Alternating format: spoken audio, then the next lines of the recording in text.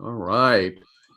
Live from Annapolis, it's the Environment and Transportation Committee. I am, as always, your friendly chairman, Kumar Barve. I'm joined by my equally friendly vice chairman, Dana Stein, and the wonderful members of our committee. We have 49 witnesses in total today. Just a FYI. The bills are going to be in the following order. The first bill is going to be House Bill 1345, Delegate Amprey. It is a bill that is jointly assigned to the Ways and Means Committee, and joining us once again is Delegate Attar, who used to be a member of our committee. Always great to have you back, Dahlia. And we also will have Chanel Branch and Delegate Joe Boatler. So that's House Bill 1345. Second bill is House Bill 1259, followed by third bill will be House Bill 929, followed by House Bill 1057, followed by House Bill 1295, followed by 1312, Delegate Watson, 1328, Delegate Hornberger, 1330, Delegate Stewart. Still ahead of Marvin Holmes in terms of the number of bills in this committee.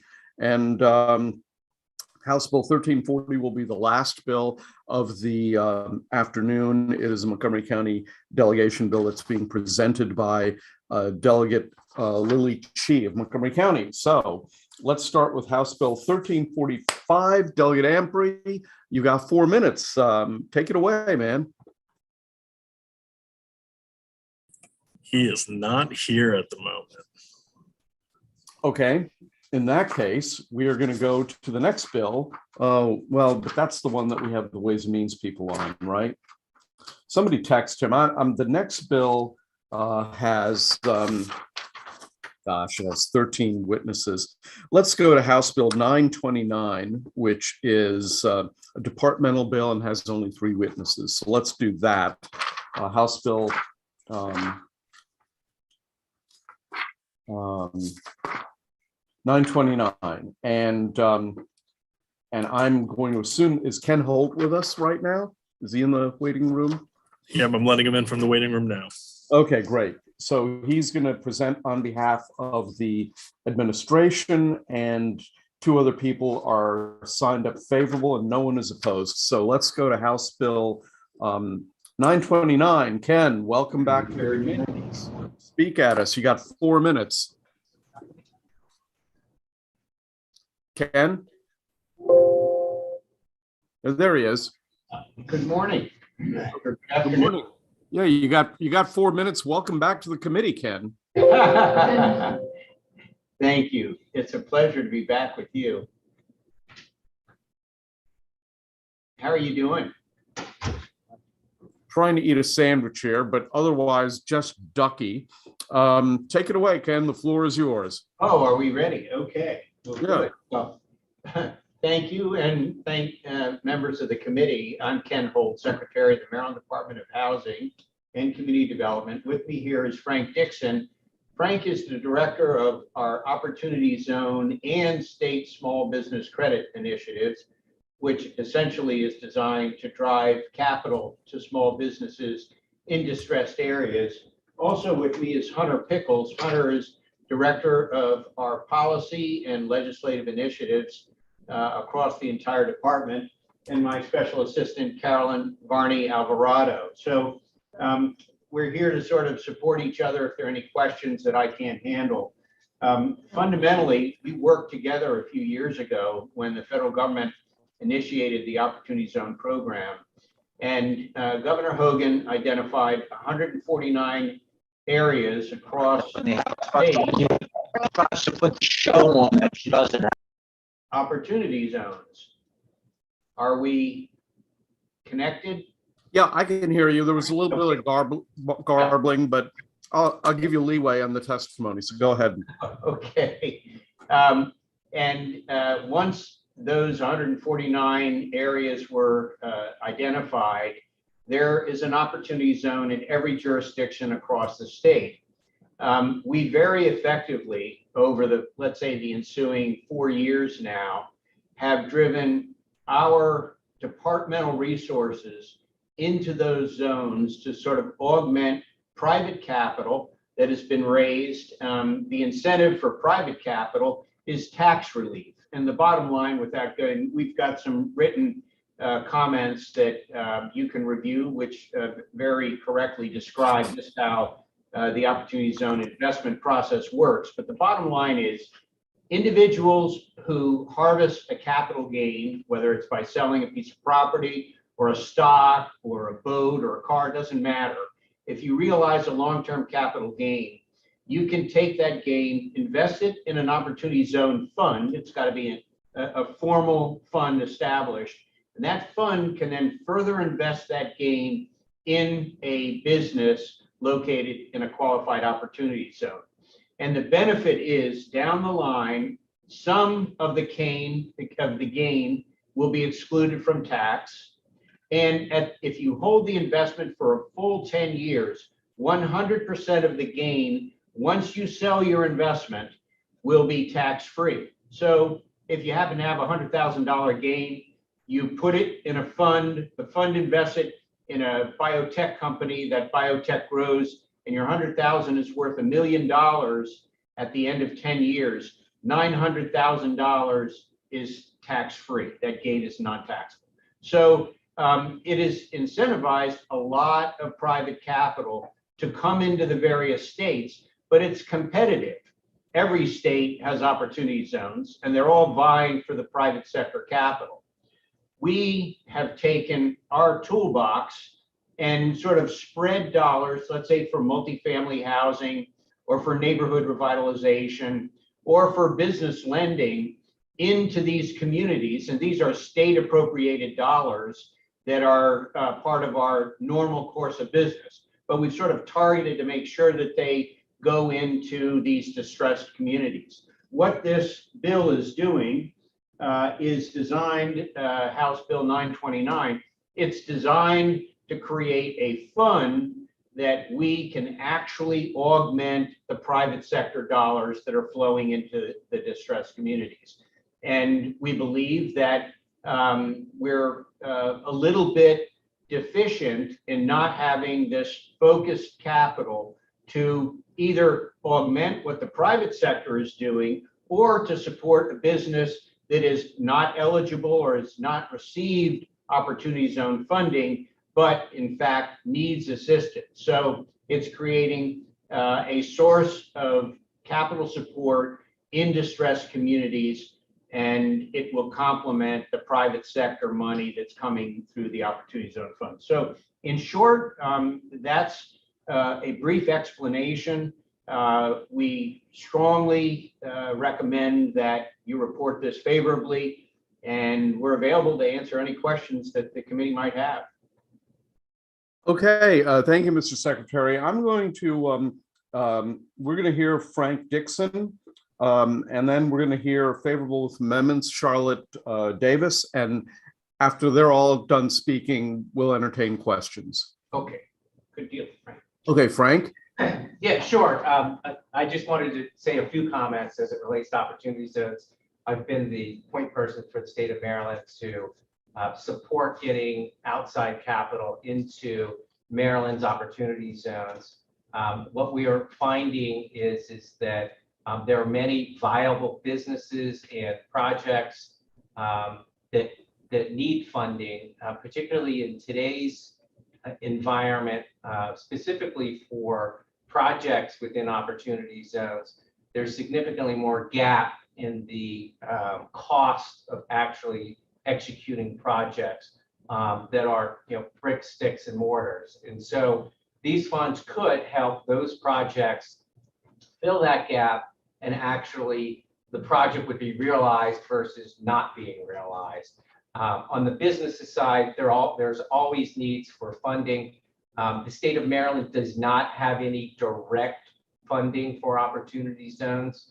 Many other states do. They have many different forms of funding, and so this would be Maryland's use of economic development dollars to help support Opportunity Zones would put us on par with other states that actually have done this several years ago. And it would be, there definitely is a value, economic value, because There's significantly private investment as well as which yields to actual economic impact dollars directly related to these funds that would go out on the street. That's all I had. Okay, okay, terrific. Let's go to Charlotte Davis, who's signed up favorable with amendments. Charlotte, you out there? Yes, thank you, Mr. Chairman, members of the committee. I'm Charlotte Davis. I'm the Executive Director of the Rural Maryland Council here in support with amendment of House Bill 929. We thank the department for its efforts to support our state's opportunity zones. As the committee knows, this was a federal program to direct private investment to distressed areas. So we support their efforts in this. We would say, though, that not one size fits all. There's a difference between some of our smaller rural counties and those opportunity zones and the bigger redevelopment in the metropolitan counties. So we would ask that you amend the bill just to recognize that there are, the rural areas specifically that are under distress. This is a similar program to Department of Commerce's Opportunity Zone Enhancement Credit that bifurcates and recognizes the rural areas in Tier 1 and in the Tier 2. So with that, we would recommend your favorable support of these amendments and ask for a favorable report of House Bill 929. Thank you. Okay, thank you very much. Let me go back into gallery mode here. And are there questions? Yes, Delegate Clark has a question. Thank you, Mr. Chairman. Just a couple quick questions for Kenneth. Now, you're saying, does the money that you would put up and into the fund, would you be able as an individual to direct it to a specific project?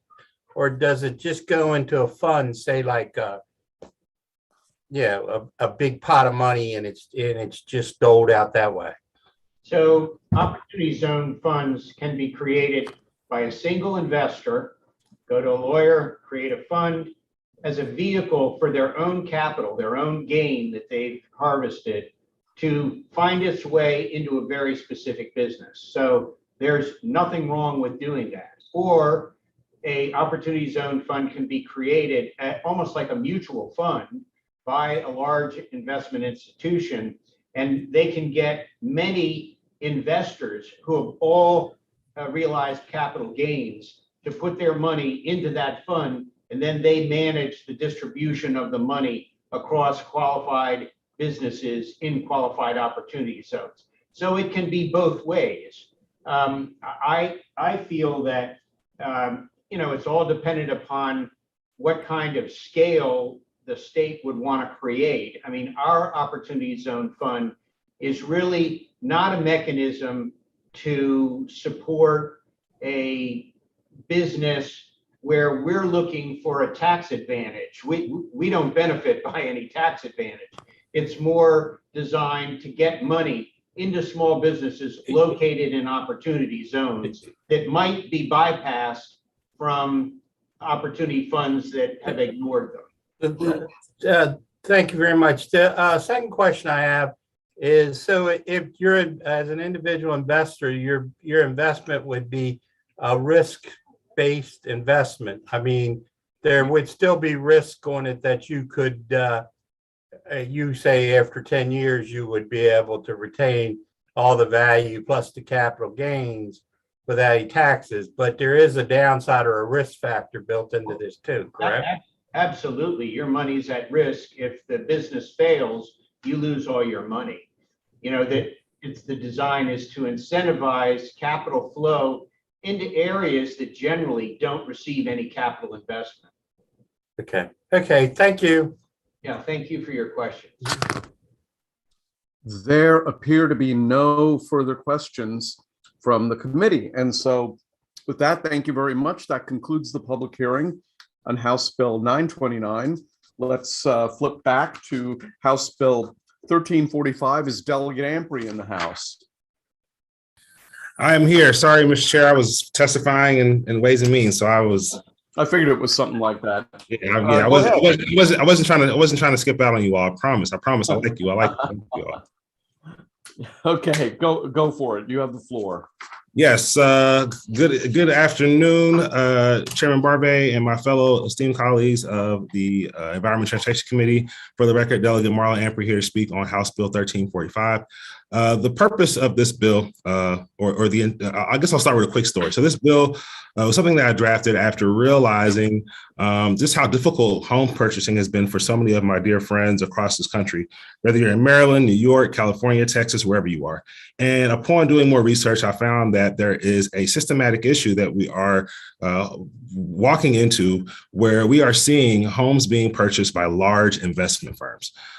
Within the file that I provided to the committee, there's 2 articles where there's details about large investment firms like BlackRock, the largest private equity firm in the nation, buying up an entire subdivision of homes.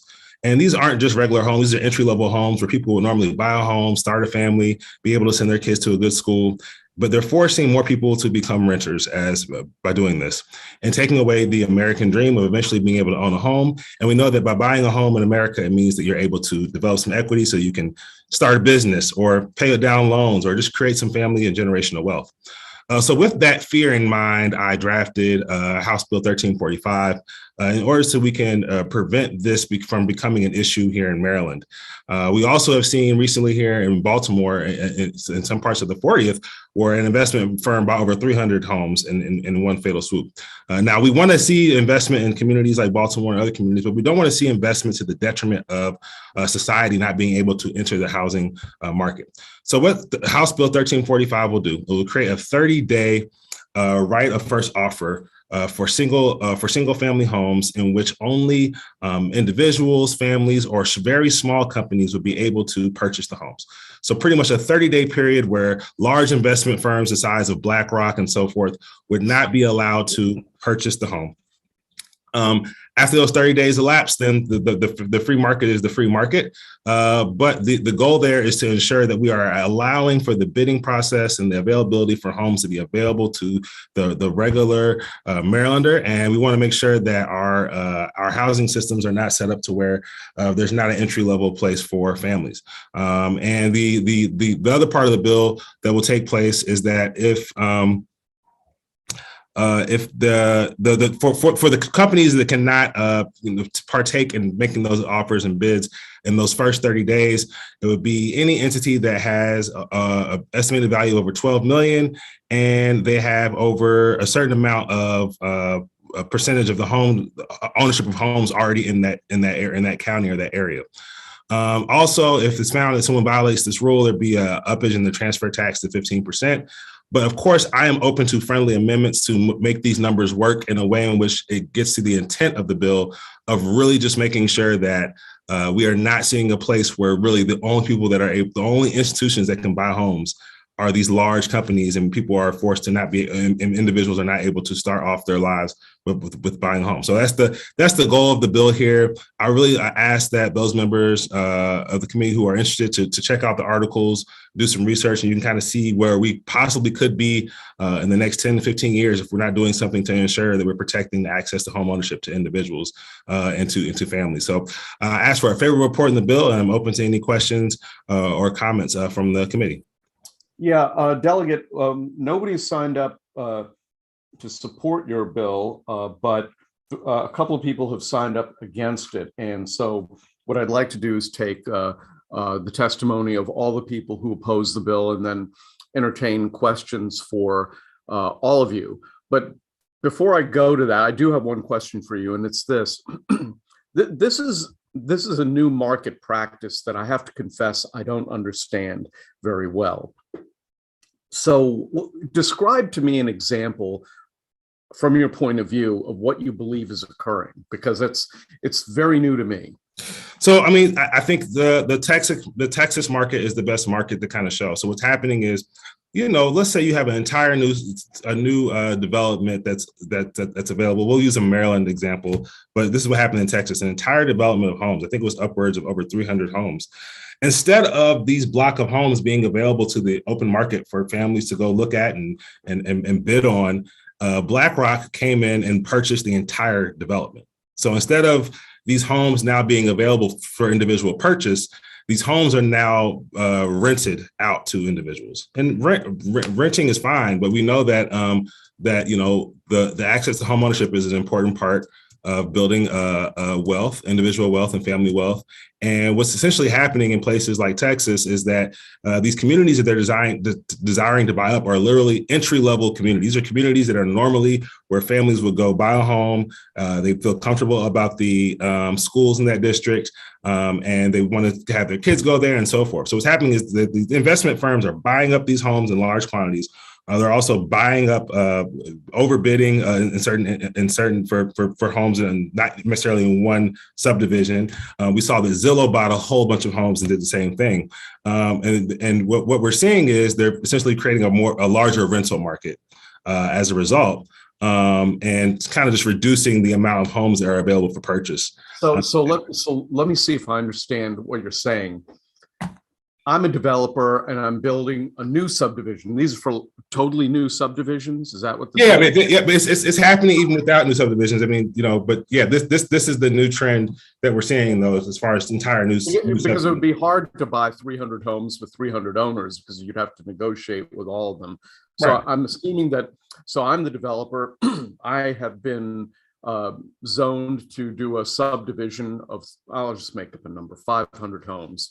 Yep. So some large institutional investor will approach me and say, look, if I buy it from you at this discount price, you'll come out ahead because you won't have to worry about all the fees and all the expenses associated with selling to 500 different families. I'll just come in and buy these units at a steep discount and you'll get your money immediately. Is that the way this is kind of so I'll say this. I don't know the exact deals that are happening in the deal room, but my understanding is there's actually the opposite in that they're actually paying even more. They're going above, they're walking in with a little bit more over the asking price for homes in some instances. For these subdivisions, I'm not sure what deal takes place. Who knows? Maybe something like that does take place where they're guaranteed a certain profit margin. I'm not exactly sure on what the deal is. In that, I mean, the reason I ask it that way, and this is something that is completely new to me. Ordinarily, as you know, Delegate, I have very firm opinions about things in the marketplace. Yeah, and this is an instance where I really don't, because it's just not something that I personally observed very much. And so you're saying these large institutional investors come in, buy up a big chunk of houses and just turn it into rental stock. Yep, they turn it into rental stock because they're not buying, they're not buying in, it's one thing for a company to buy, if someone bought a whole bunch of homes next to the University of Maryland or next to Johns Hopkins. These are areas where we know there is constant movement with students or grad students. They're now buying up areas that are traditionally are more suburban or areas where there's not necessarily a lot of movement between people moving a lot, right? So that's where we're seeing a lot more buying taking place. And what we're seeing is it's removing housing stock for people who want to buy, and it's ultimately what's happening also is, if you were to buy these homes, if you were to buy the home, you're paying even more now in rent versus a mortgage, and you're being removed from the opportunity to own a house. So I mean, that's the issue we're trying to prevent. I'm trying to prevent. Okay, well, let me go to the opponents, and then I see a number of people have their hands up. Keep them up, and we'll get to you in order. So Mary Claire Schuler is with the Maryland Land Title Association. She's signed up in opposition to this bill. Ms. Schuler, welcome to the committee. You have 2 minutes.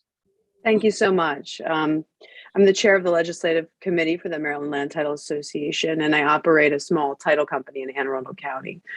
So the issue that the MLTA has with this bill is we are at the heart of the collecting and paying of recordation tax.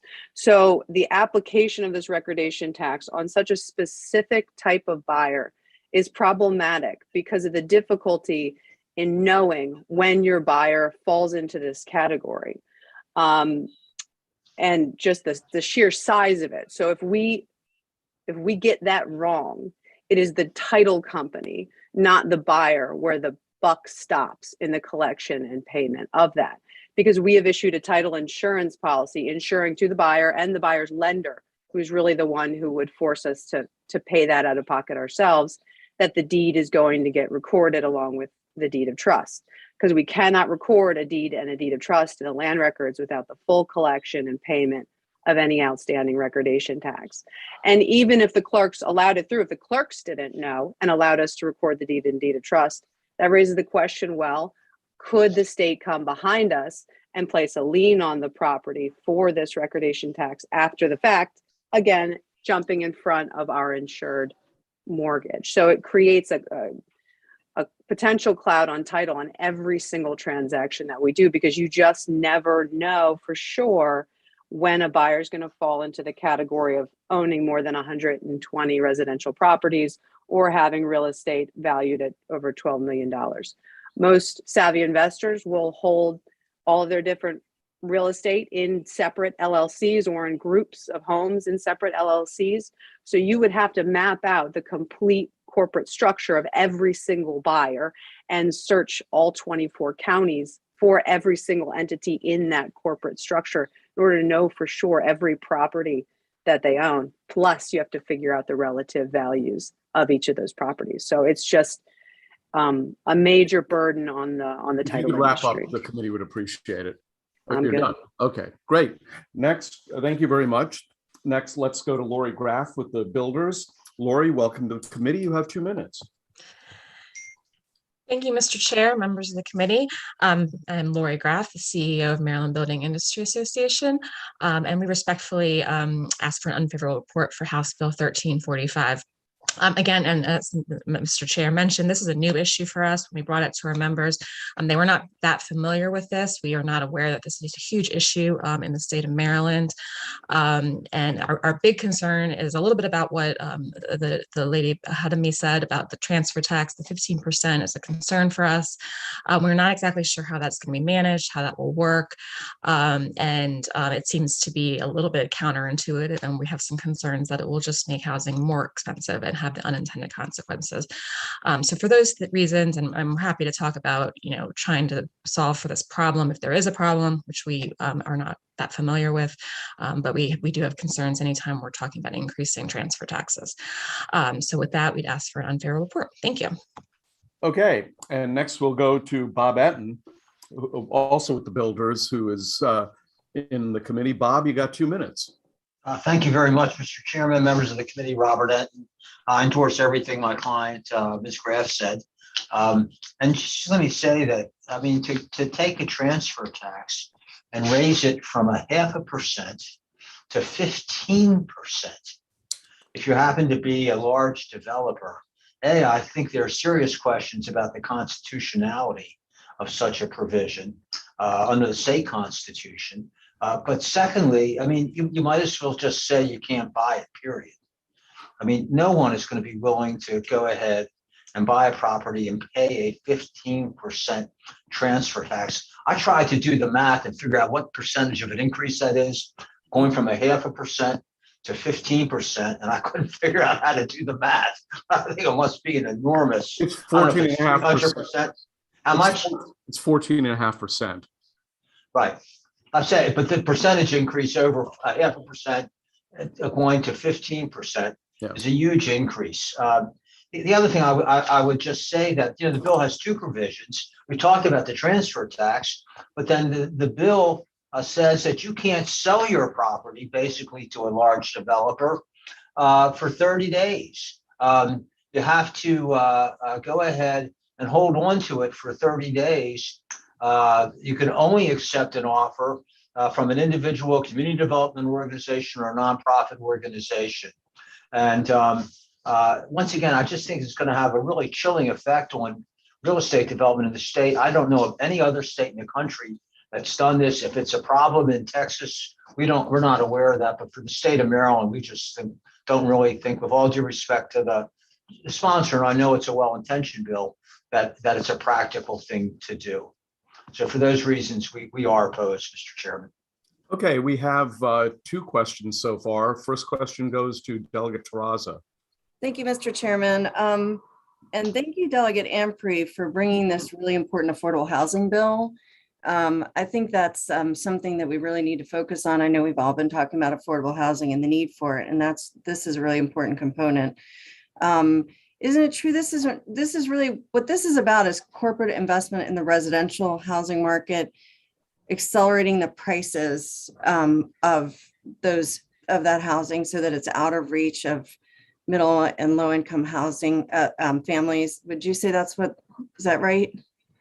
Yes, Delegate, that is correct. That's the goal of the bill. And also just to assure Mr. Enton that we did reach out to the Attorney General's office and we got a stamp of approval on the constitutionality of all the legislation. So it would not be and that was at the federal and state level. So and then just to follow up on that, it is somewhat about turning housing for sale units into rental, but it's not all about rental and it's not all new. Some of it is converting neighborhoods, existing neighborhoods as well. Isn't that?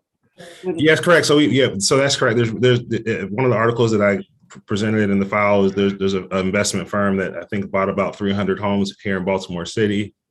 And while we need more investment in Baltimore City, there's not there's a lot of promises of affordable housing once it's acquired by certain companies, but sometimes it doesn't really happen in the way that we want it to. And the goal is to create, the goal of the bill is to ensure there's enough of a housing stock available to the middle class and to ensure that there's no market that's controlling the access there. So that's the goal. But at the same time, I will say at the same time, I want there to be a marketplace in the sense that that's why in the bill we allow for smaller companies and firms to purchase. I don't want these large, huge BlackRock investment firms. If there's a small, a smaller or local or regional company that does house acquisitions and rents out homes or does house flipping, that's fine. That's why we have a number there.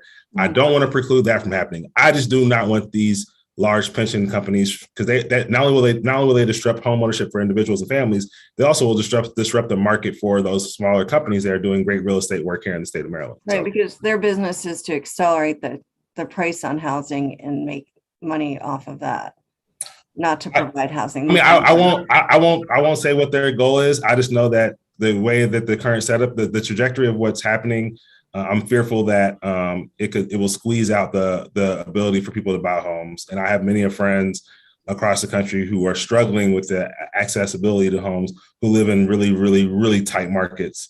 I think that something like this would help that. Thank you. I appreciate this affordable housing bill. Okay, next question goes to Delegate Learman. Thank you, Mr. Chair. So I think this raises a really interesting and important subject that this committee hasn't really delved into too much, and would love to see it delve into this more over the summer and elsewhere. And this first came to my attention as chair of the Joint Committee on Pensions, because a few years ago, I started looking into our REITs and what we were investing in, and we've largely moved out of REITs, but my understanding, and for a long time, REITs weren't investing in sort of single family homes and buying them up and investing in them, but that's stopped, right? So now it feels like REITs and private equity firms can't get enough of single family homes.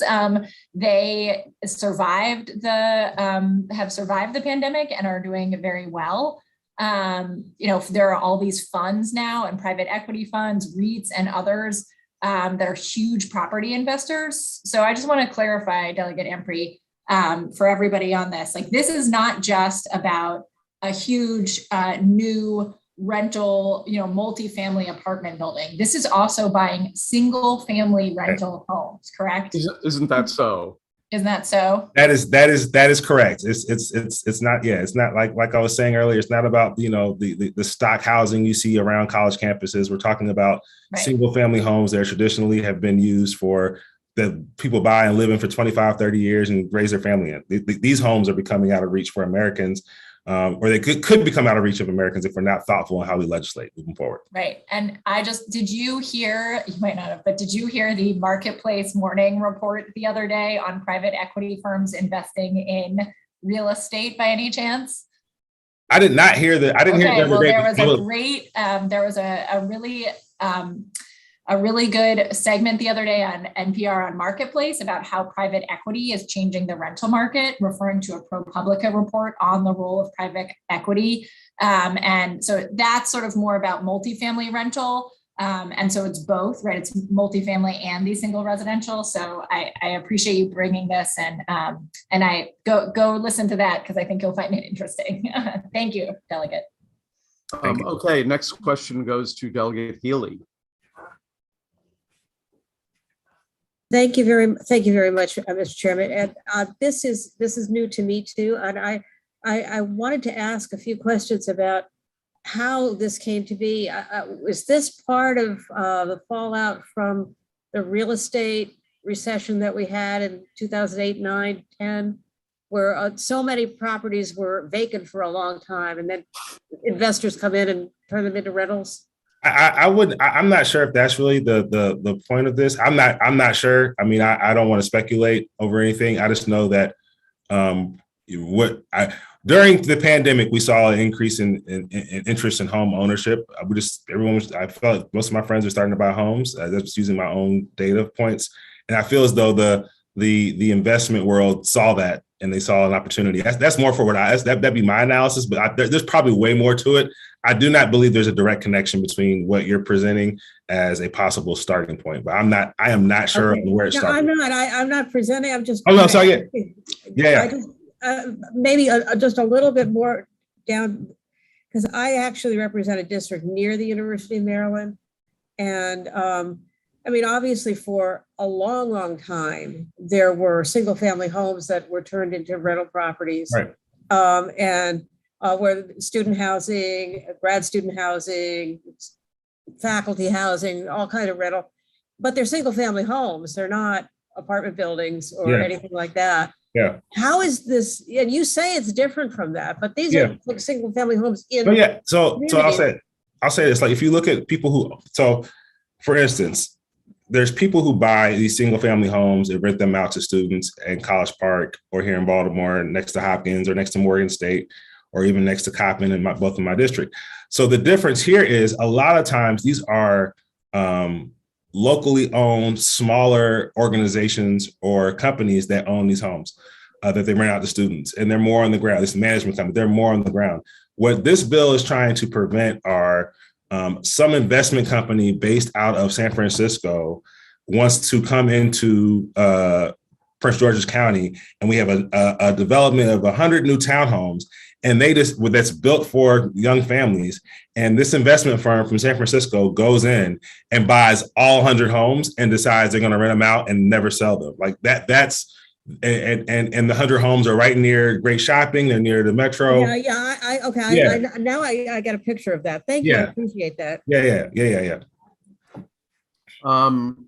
Delegate Amprey, you have your hand up. I assume you want. I want to ask those who were in opposition to the bill if there was a movement in the transfer tax amount, would that be more amenable to you all's who you all represent to move forward with supporting the bill? Is the transfer tax rate, is that the thing that is the most harmful? Like, is the other part of the bill of the actual buying and acquisition, is that part as troublesome? I'll talk. I can only speak for the builders. That's the piece that we have a concern about. We always just have concerns with that. I know there's some logistical issues that I know the title companies and others have issues with as well. So I can't speak to that as much, but the transfer tax part is always a little bit concerning for us. Okay. Yeah, for the title companies, can you hear me? The percentage increases our risk. Every percentage point that you go up increases the amount of money that we could potentially get stuck paying ourselves. But ultimately, it's the ability to enforce in a predictable way, and the possibility of a lien that we would have to pay out. That's the problem for the MLTA. Got it. Okay, thank you so much. Delegate Foley has a question. Thank you, Mr. Chair. And is it okay if I ask the sponsor question at this point? Sure, just be nice about it. Don't be like me. No, I won't be. Thank you. Delegate Ampry, my question is, I'm not familiar with what you described about these large purchases and then turning housing into rental on a large scale. But what I am familiar with is in established neighborhoods, a developer coming in and buying a single family home, tearing that home down and putting up a much more expensive house in its place. Would this cover that situation? No, yeah. So that this is not the intent of the bill. I think the language of the bill may be, we have to tweak the language of the bill, because the hypothetical you gave, if the developer was over a certain amount of money, then there's a possibility. But I remind everyone that, like, this bill doesn't preclude them from eventually buying. It's only a 30-day period where the offers have to be available to the general public, right? So there's still the marketplace can take place 30 days after. So it's not a stoppage totally as currently drafted. So I think Delegate Foley, the example you gave, if it's a small enough firm, if it's not this huge firm, it'd probably be fine. But if it's one of these gargantuan, huge firms, then yeah, probably would be run afoul of the bill. Okay, thank you. Delegate, I've got a question. Again, this is such a new thing to me, but I'm thinking about my personal life experience. Back in 2010, my mom had to move into assisted living, and she had a home in Bethesda.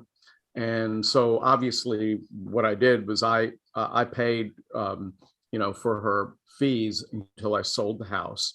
And then she basically lived off of the principal and accumulated interest from the sale of the property. So let me ask you this question. I mean, a person bought a young married couple bought the house. But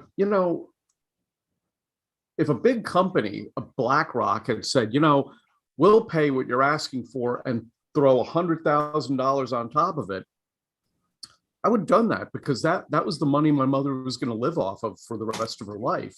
And I suppose, so my question to you is, have you considered what that sort of an impact? Because Delegate Foley brought up the whole thing of infill development, which I support because it's environmentally very sound. You're using the same infrastructure. But I wonder if that's a wrinkle that you had considered in some way. Well, I think it's something I've considered. I definitely want people, because part of home ownership is you create equity, right? So if you can sell a home for more money, you create some generational wealth, take care of your family. I get it. So in this situation, with the hypothetical you gave, you wait the 30 days. So after 30 days, if BlackRock offers on the table, you can go for it. But I think that 30-day period can ultimately, if someone's trying to move a house quickly, or someone, we know, we've seen HGTV, we see the stories where, like, someone writes a letter like, oh, my family, we envision our kids growing up in this backyard, whatever. That, there's that 30-day period for that to take place. And hopefully we can have more families to go home. But after 30 days, you would still have been able to get that extra $100,000 for your family. So that's how the bill will address that as currently drafted. But I'm open to amendments to make it work and just get to the heart of the intent of this bill. Okay. Well, as I said, ordinarily I have very strong opinions about things in the marketplace, but this is one where it's new to me and I have no idea what's going on. So very interesting issue area. I mean, seriously, This is something we have to seriously consider. Okay, there are no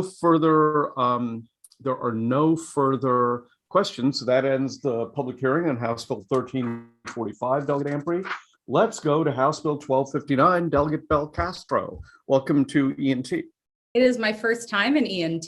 Thank you very much, Chair Barbay, Vice Chair Stein, members of the Environment and Transportation Committee. Thank you for the opportunity to present House Bill 1259, Accessory Dwelling Unit Authorization and Promotion Act. And this bill is really quite simple. It allows property owners on lot zone single family to do one of the three following things.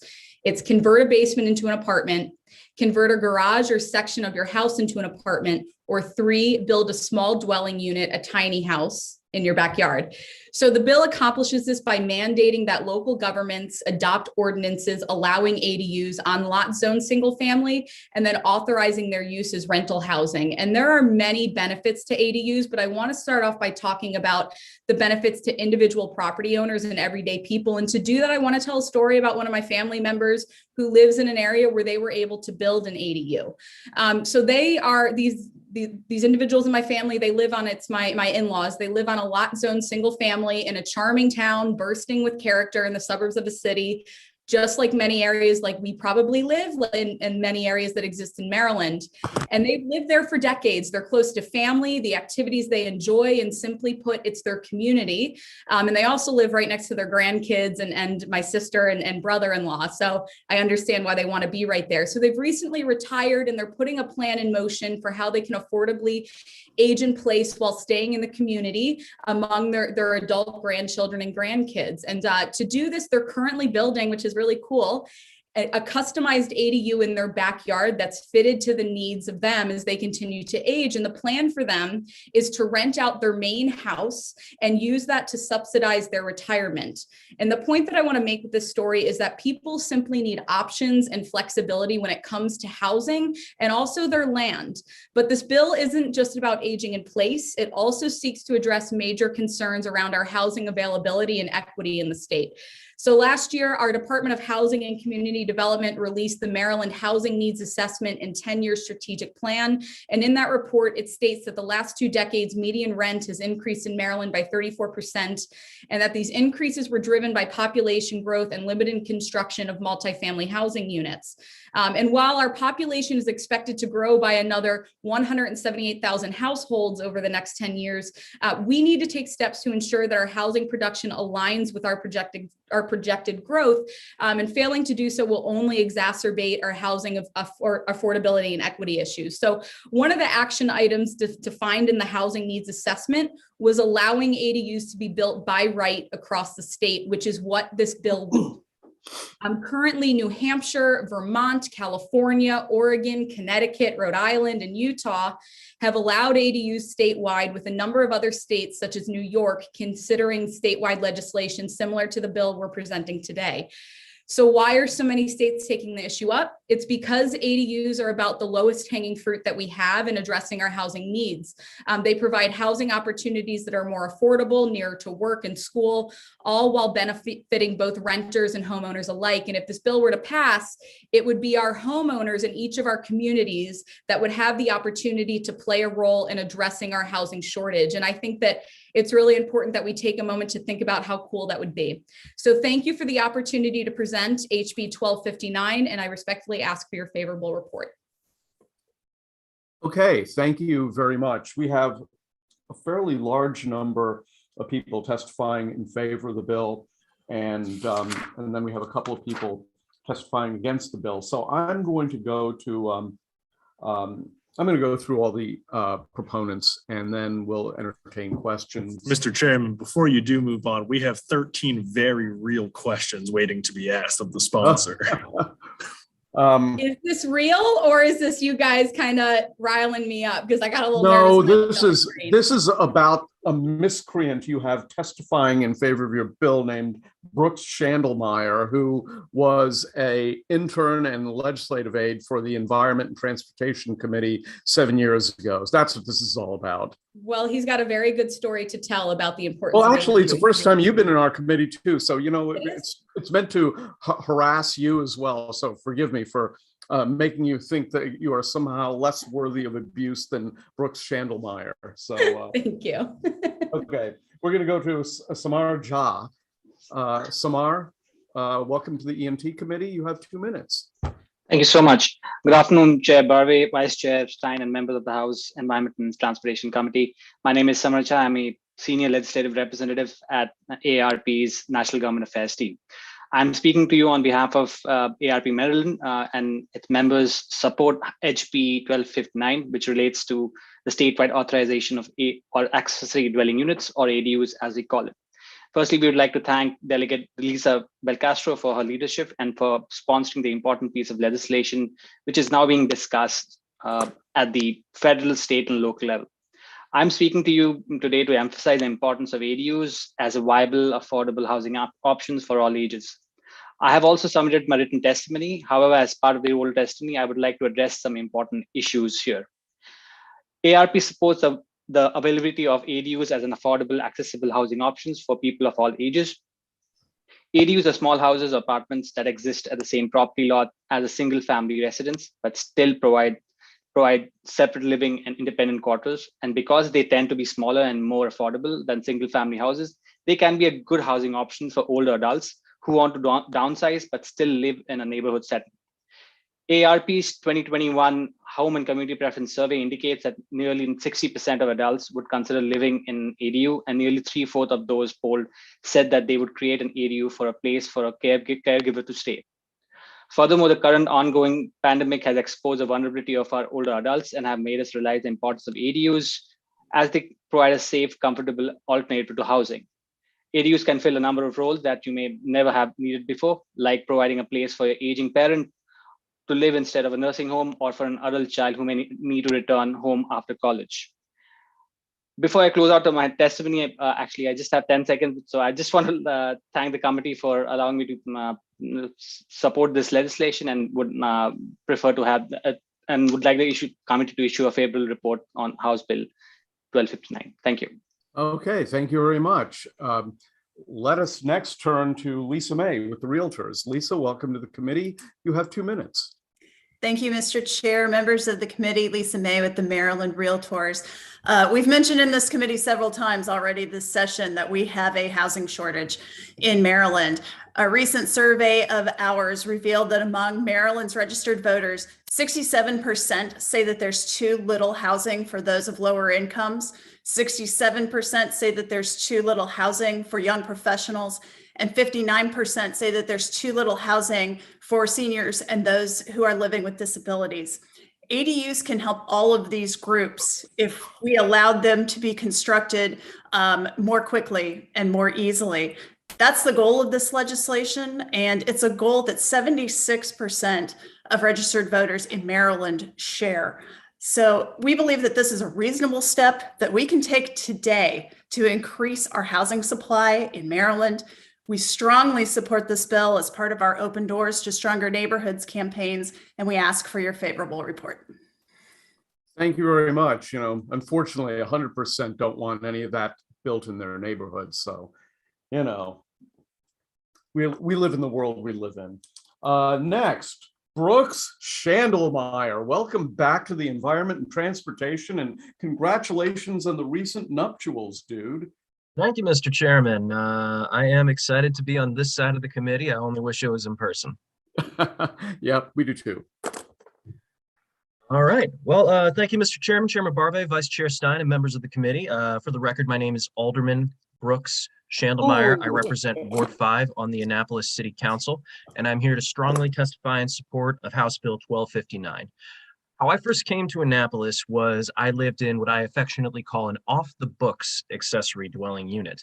This was a way for a 22-year-old young transplant from Southern Maryland to be able to afford to live in Annapolis on a salary of $2,000 a month. Without this, I would not have been able to stay in this area. I would not have been able to work for this committee a couple of years later, and I would not be able to represent a ward in the city of Annapolis now. Now, it's a great story. Why should the state care? I say this bluntly to kind of show the committee members just how much I feel on this. Local governments like mine are not interested in solving the housing shortage and crisis. We are rewarded by what housing we stop rather than what housing we allow. And it leads to us denying housing for our own political benefit. The state putting this rule in will allow local governments to have the cover they need to seriously address the housing crisis that we have in Maryland. And with that, I yield my time. Dude, you can't yield your time. But again, congratulations. And I guess it just goes to show your election and mine that they will quite literally vote for anybody in this country, won't they? I mean, I'm personally quite amazed myself, but Right. Okay. Always good to have you back here. Next, let's talk to Greg Cantori. Greg, welcome to the Environment and Transportation Committee, sir. You have 2 minutes. Thanks. And you're not going to call me dude, I take it. I can if you want me to. Okay. Dude. Hi. Thanks everyone for having me, and thanks very much again to Lisa Belcastro and Mary Washington for introducing the bill.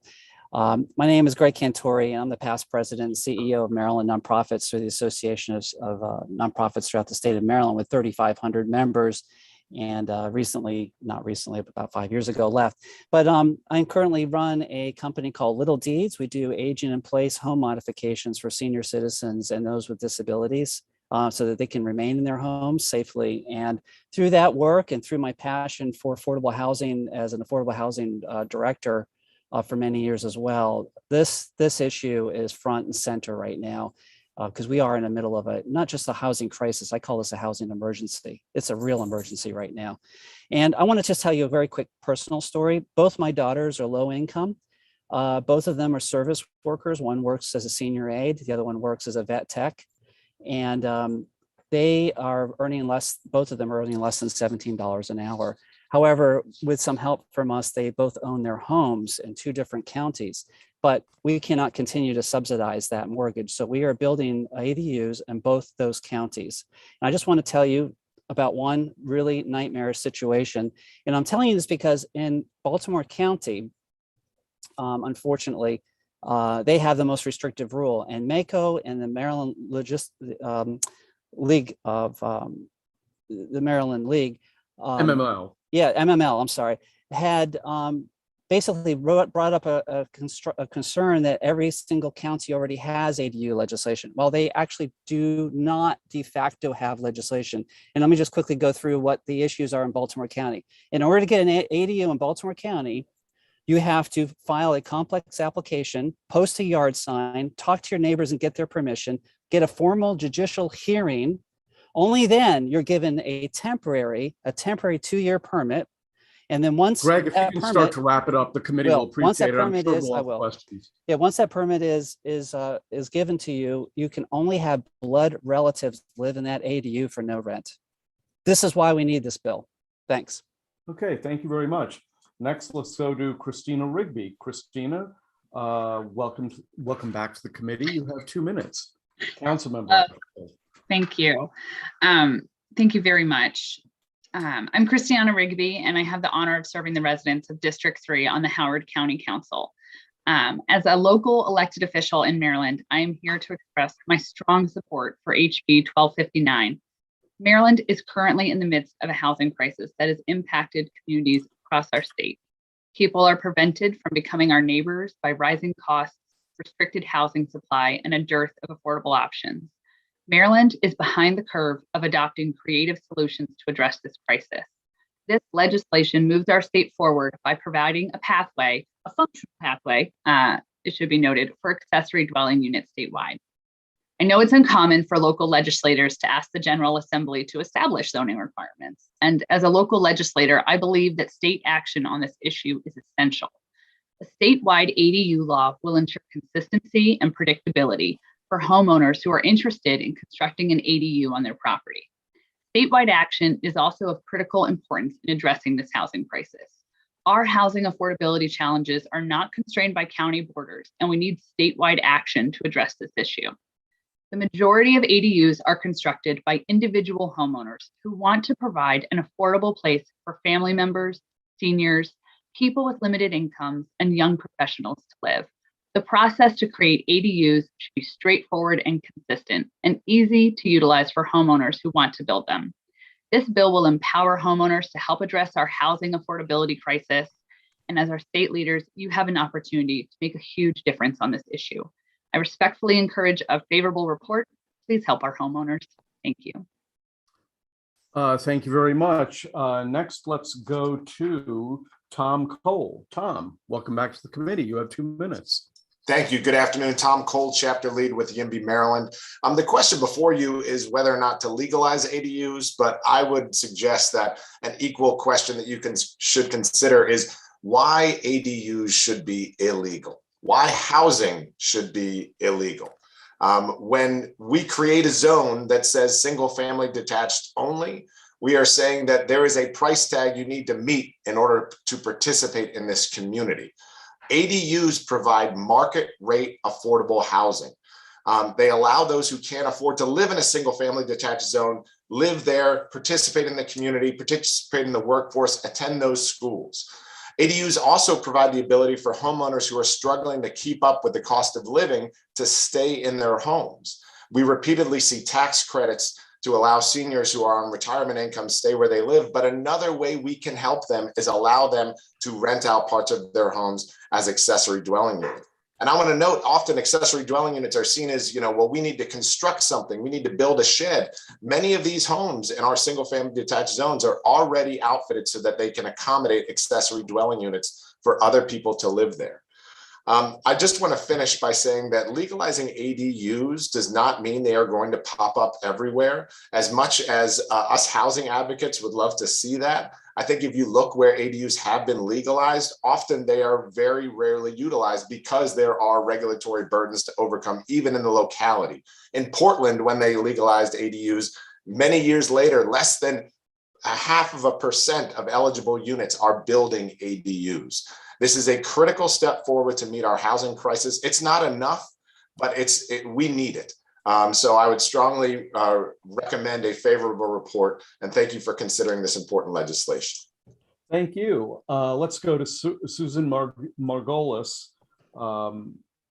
Susan, welcome to the committee. You have 2 minutes. Thank you so much. I'm just an insignificant homeowner, and I just really appreciate the opportunity to add my voice to this. There are 3 parts to this conversation, as everyone has said. There's building the unit, there's being able to scrape enough capital together to buy the unit, and then there's being able to weather the storm and hold on to that unit. And that's what an ADU lets you do. It lets you monetize the one asset that you've been able to claw your way into and age in place. And if you lose your job, you can just get that rental income and get you through hard times. And exactly what was said, in Boulder, Colorado, over 2 decades, from 1983 to 2018, only 1.43% of homeowners took advantage of legalizing ADUs and actually built one. And that's because the cost of a standalone structure is around $50,000 to $100,000, and even a basement, converting a basement and adding a kitchen and maybe a little bit of charm costs between $20,000 and $50,000. So don't limit your homeowners. Please be flexible. Let them build the unit that they want according to their own needs, and don't limit how they can use it. And I'm going to do it.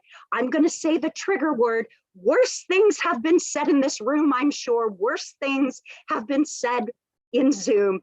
But a homeowner may want to Airbnb that unit. They may want to. And don't be afraid of letting the homeowner do that. They are going to be desperate and terrified trying to recoup that $100,000 expense, that $20,000 expense. And they may have a fireman waiting to move in 3 months. The contract, the fireman's contract doesn't start until 3 months. And so they may wish to Airbnb just to tide over that gap and not keep their home vacant. Thank you. Okay, thank you. We don't get very many triggering words in our committee, but so anyway, Lori Graff is next. Lori, welcome back. You have 2 minutes. Good afternoon, Mr. Chair, members of the committee. Again, Lori Graff, CEO of Maryland Building Industry Association, and we are here to ask for support of House Bill 1259. As you've heard, I'm not going to be repetitive. Maryland has a housing shortage. We must add thousands of units before 2030 to accommodate our growing population. Most of these units need to be for low income and moderate income individuals.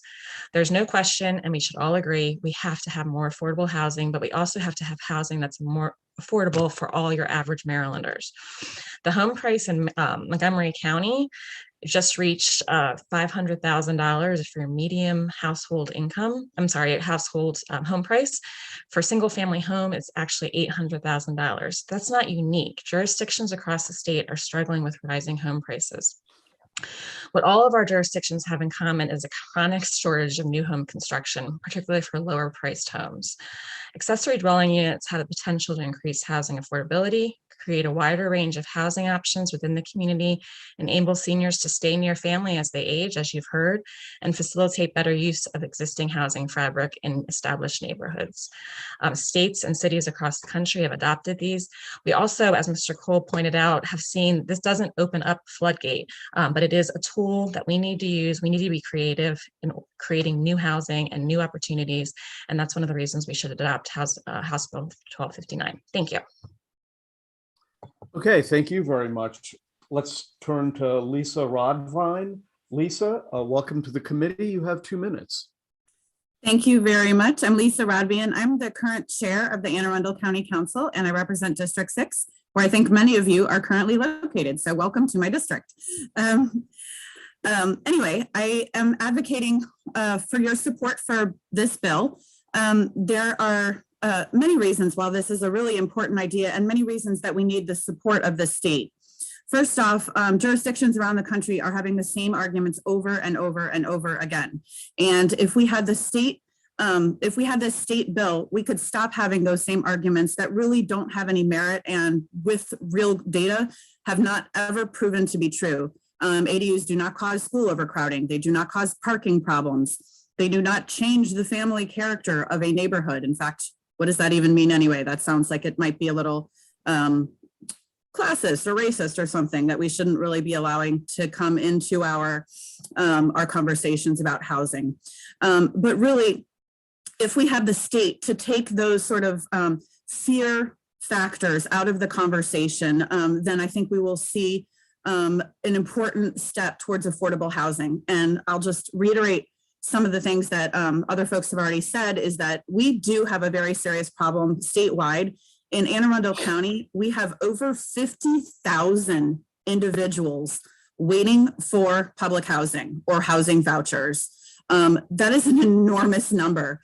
A lot of those people are children and part of larger families that would not be able to live in an ADU, but a lot of those people very well could be or could use their housing choice voucher to pay the rent for an ADU. So I think we have a really good option. It's not going to solve all of our affordable housing issues, but it definitely can make a dent. As others have mentioned, this is a great way for multi-generational living. You could have your parents move out of their single family house and move Lisa, into if you could begin to wrap it up, the committee would appreciate it. All right.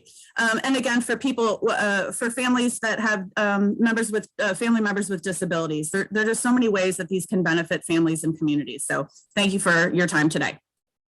Thank you. I'm going to go to the 2 opponents of the bill, and then we'll entertain questions for the whole lot of you. So let's go to Angelica Bailey with MML, who's signed up in opposition.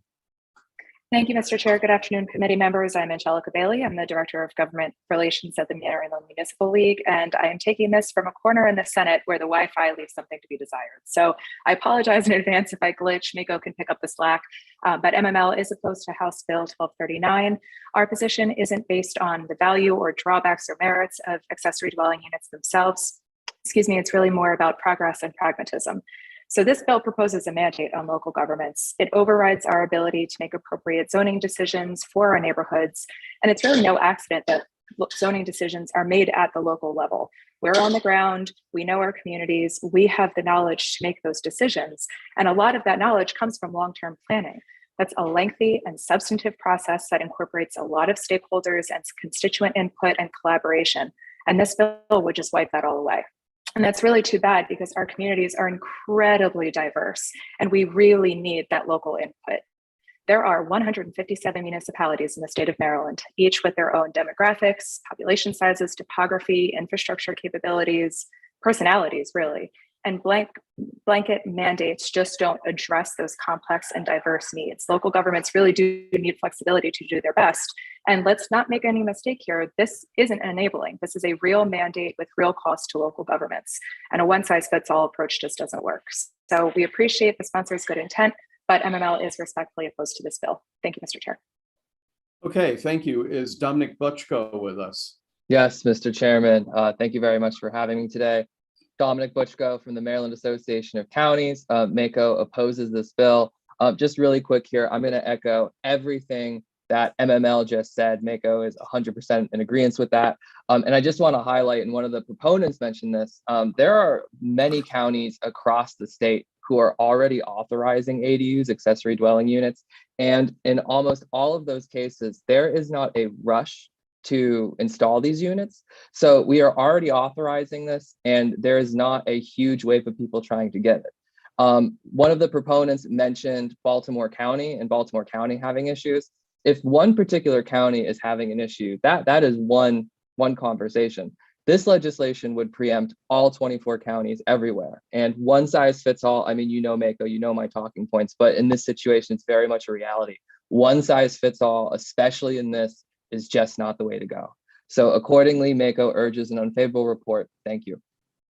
All right, we have a large number of people wanting to ask questions. The first question will go to Delegate Boyce.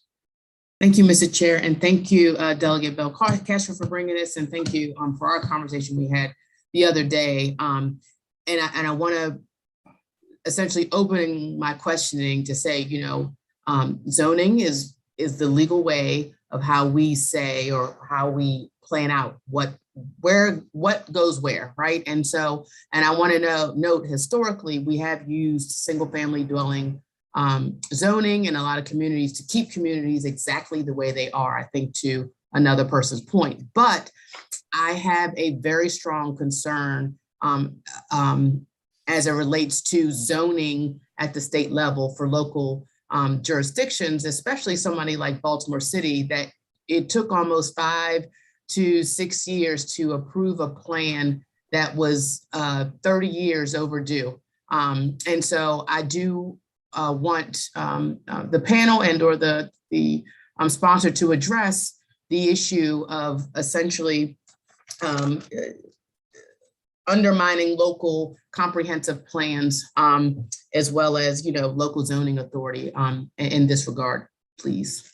Thank you so much for the question, and I really appreciated our conversation the other night. So before joining the Maryland General Assembly, I was actually working on the Baltimore County Council, and we were at that very time going through our comprehensive zoning map process in Baltimore County. And it is, you're right, Delegate Boyce, a very detailed, long, lengthy process that brings in all the stakeholders from the different communities. And so I understand why the jurisdictions in the counties and MML are against this, because it was a long, lengthy process, and why we're protective of our own zoning code. But what I also saw is that we created our plans based on those that showed up to those meetings and advocated on what they believe their community should look like. But that did not account for those that were at work and taking care of their families that day. And so what I think has happened is we've created zoning policies that are designed to keep some people in, and by design, keep some people out. And that's why this has now become, this is not just a local jurisdiction. The issue of zoning has created a statewide housing crisis. And so that's why I believe we have to step in as a state and do something like this. And this is the most gentle thing that we could do to address our density issues. So that's where I stand. And if there's anything that my panel can add to that, that's my reasoning for believing we need to do this at the state level. But I thank you very much for the question. I think Brooks would like to respond to your question, Delegate. Thank you. Thank you, Mr. Chairman. Delegate Boyce, with all due respect to local planning authorities, these boards, commissions, and planning sessions are dominated by individuals that are heavily invested in the status quo and keeping their neighborhood exactly as it is and not allowing new people. And what this has done is it has forced out individuals who do not have the paycheck to afford the single unit zoned home to spread out more and more and more to essentially drive until they qualify. And as a result of this, we have, one, hurt our overall housing costs. Two, we have exacerbated our issues with traffic and environmental degradation because more land is cleared that can't support any kind of transportation systems. More people are forced into their cars, and it builds and builds and builds all of these issues. And it has finally prevented us from building the homes for the people that we say we care about. I'm sure a lot of people with the recent crisis in Ukraine have put out on their own social media platforms, we welcome the refugees here, but we don't allow the homes to be built for them here at the local government level. As I said in my testimony, and I will say it again over and over and over, local governments are more rewarded for what housing they stop than what housing they allow.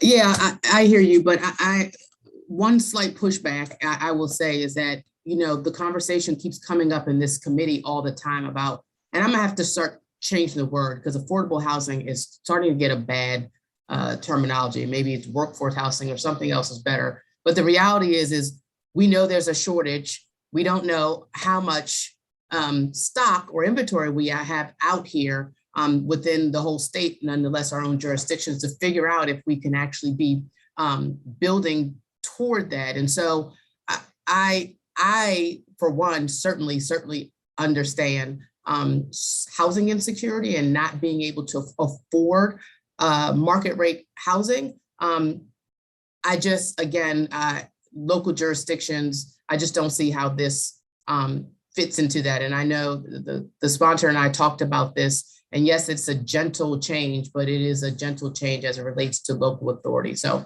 I'm looking forward to having more conversations about this. Thank you. Thank you. I'm going to move on. Before I move on to the next question, it occurs to me that the chairman made a mistake. I did not allow Emily Hamilton to testify. She wants to testify informationally. So Emily, you have the floor and you have 2 minutes, and then we'll resume questions. It's my mistake. Go ahead. Thank you very much, Mr. Chair and members of the committee. Thank you for allowing me to offer informational testimony. I'm Emily Hamilton, a senior research fellow at the Mercatus Center at George Mason University, where I'm co-director of the Urbanity Project. The Mercatus Center is dedicated to advancing knowledge relevant to current policy debates. Toward this end, its scholars conduct independent, nonpartisan analyses of legislation, rules, and proposals. When increasing demand for housing meets a market where zoning rules constrain housing supply, the result is that a limited supply of homes becomes more expensive and low-income families are forced to look elsewhere. Between 2000 and 2017, inflation-adjusted median gross rent across Maryland increased by about 1/3, due in part to these local supply constraints. ADUs are often more affordable than alternative types of housing for renters within a single neighborhood. My written testimony includes data on ADU affordability, as well as on the benefits ADUs can provide to homeowners. Finally, local land use regulations that limit population growth, economic growth, and income mobility within one city or county limit growth and opportunity for the state as a whole. Because the effects of local rules that prevent homes from being built in one locality spill over to the next, causing statewide affordability problems, state policymakers should help reach a solution. Thank you, and I'm happy to answer any questions. Okay, we'll go to the next committee member who had a question. That's Delegate Clark. Thank you, Mr. Chairman. My first question is to the bill sponsor. Of all the jurisdictions in the state of Maryland, how many allow or how many disallow these accessory style apartments, or what do you call them? Units. Units. Do you have any idea? So currently, Montgomery County has passed an ADU, or has passed ADU legislation. Brooks Schandelmeyer, who is on the Annapolis City Council, they've passed ADU legislation as well. And I know it was mentioned in Mako's testimony that this is allowed across the state, but the issue is that if it is, which I don't believe that is true, but I look to Baltimore County where I live, and we've made it so restrictive that they cannot be built.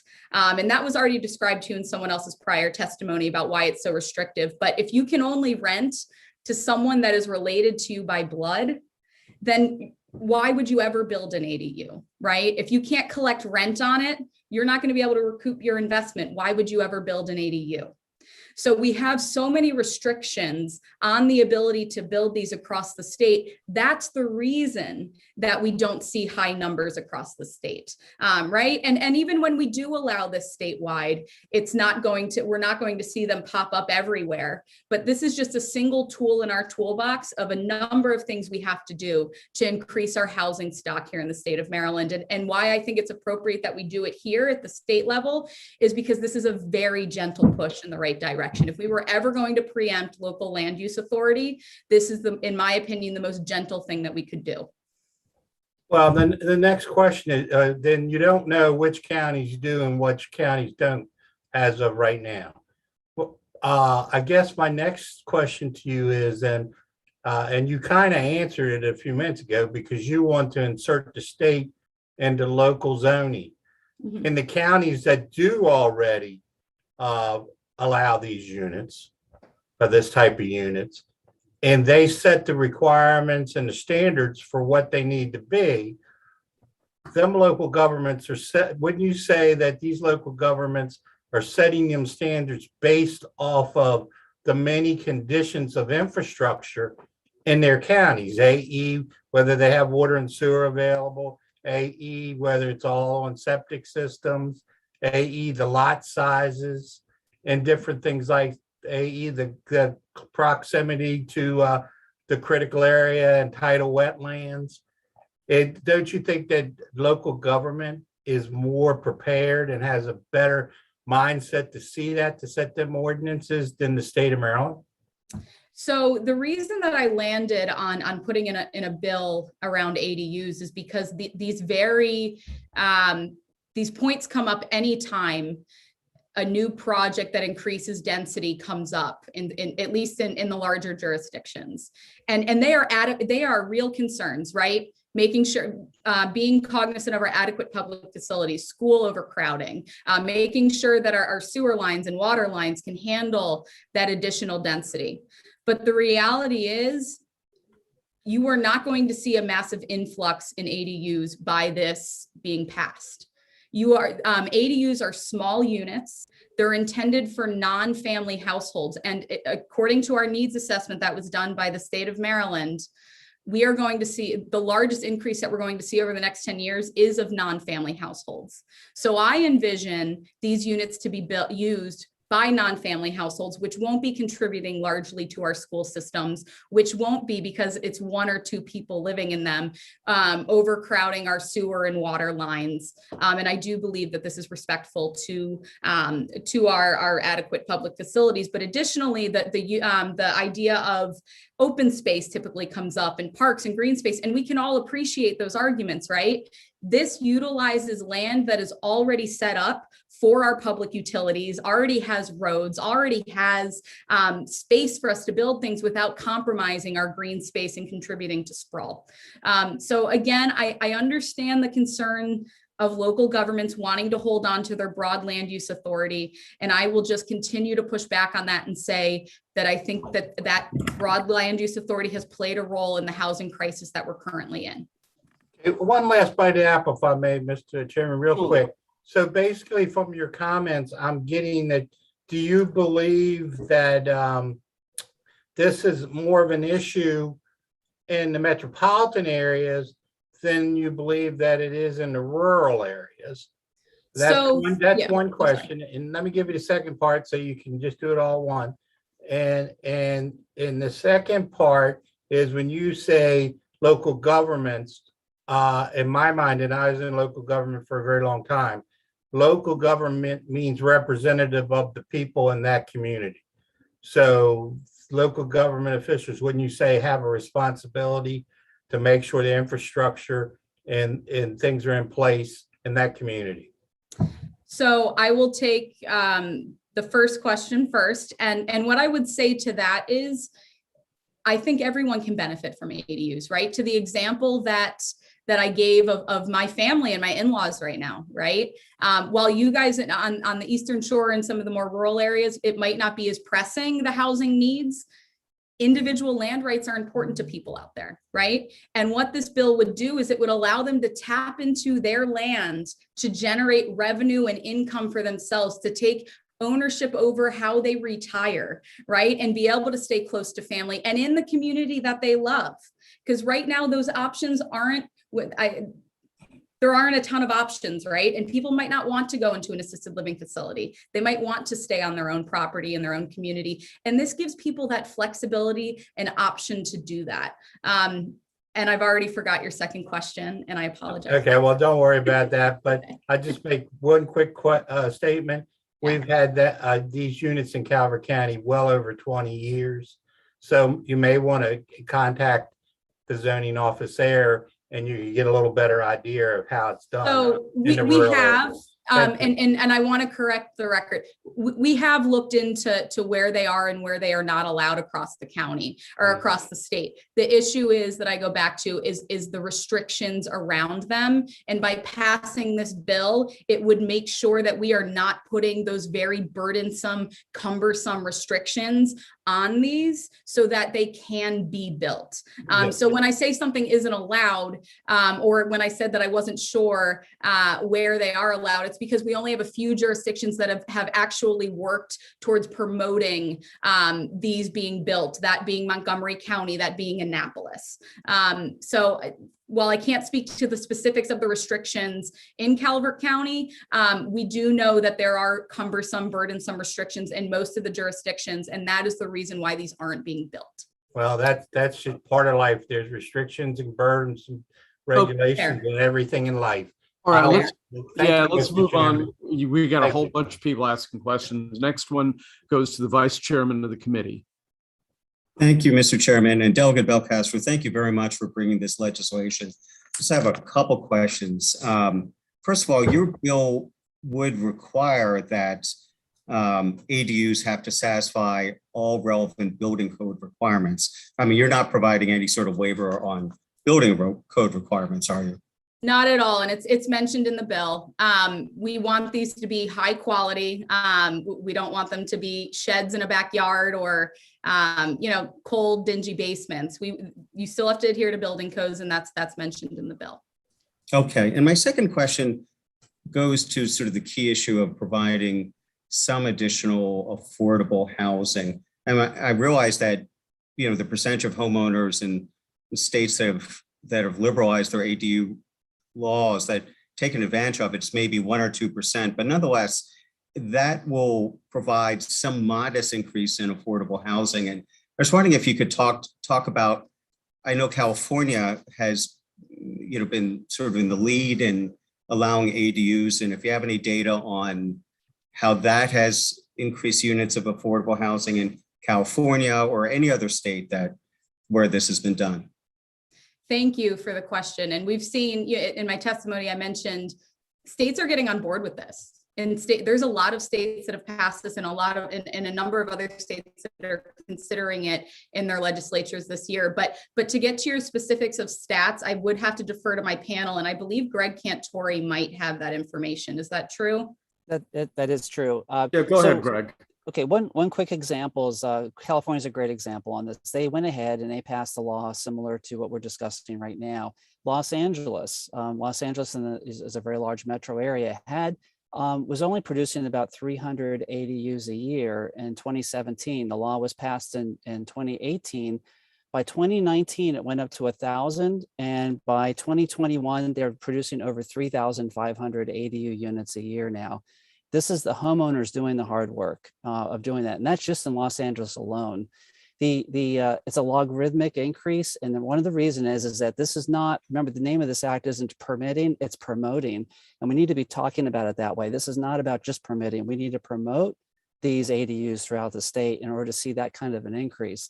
This is a good first step to go ahead and do that, but that's a logarithmic increase based on the fact that they have consistent, open, liberalized rules throughout California now. Okay, thank you.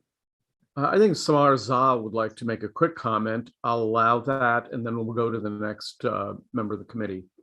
Thank you, Chair Barber. I just want to add to what Greg was talking about California, and California is a great example, Delegate Stein, because California follows, apart from passing the legislation, they also follow the example of incentivizing a property owners rather than providing tax credits and something. Because one example is that California actually has a grant program where they actually provide $25,000 per property owner for the building of ADUs, which is a great start for a person who actually wants to build ADUs. So I'm not saying California is the gold standard, but it is one of the ways where they have actually incentivized owners to build this ADUs in their property. Okay, next question goes to Marvin Holmes. Thank you, Mr. Chair. Delegate Castro, I want to applaud you on the bill. I do have some concerns, however. Quite frankly, I had thought about something like this as a primary sponsor myself. I'm with a group called HOFA in Prince George's County, Housing Opportunities for All. And we discuss this particular problem very, very frequently.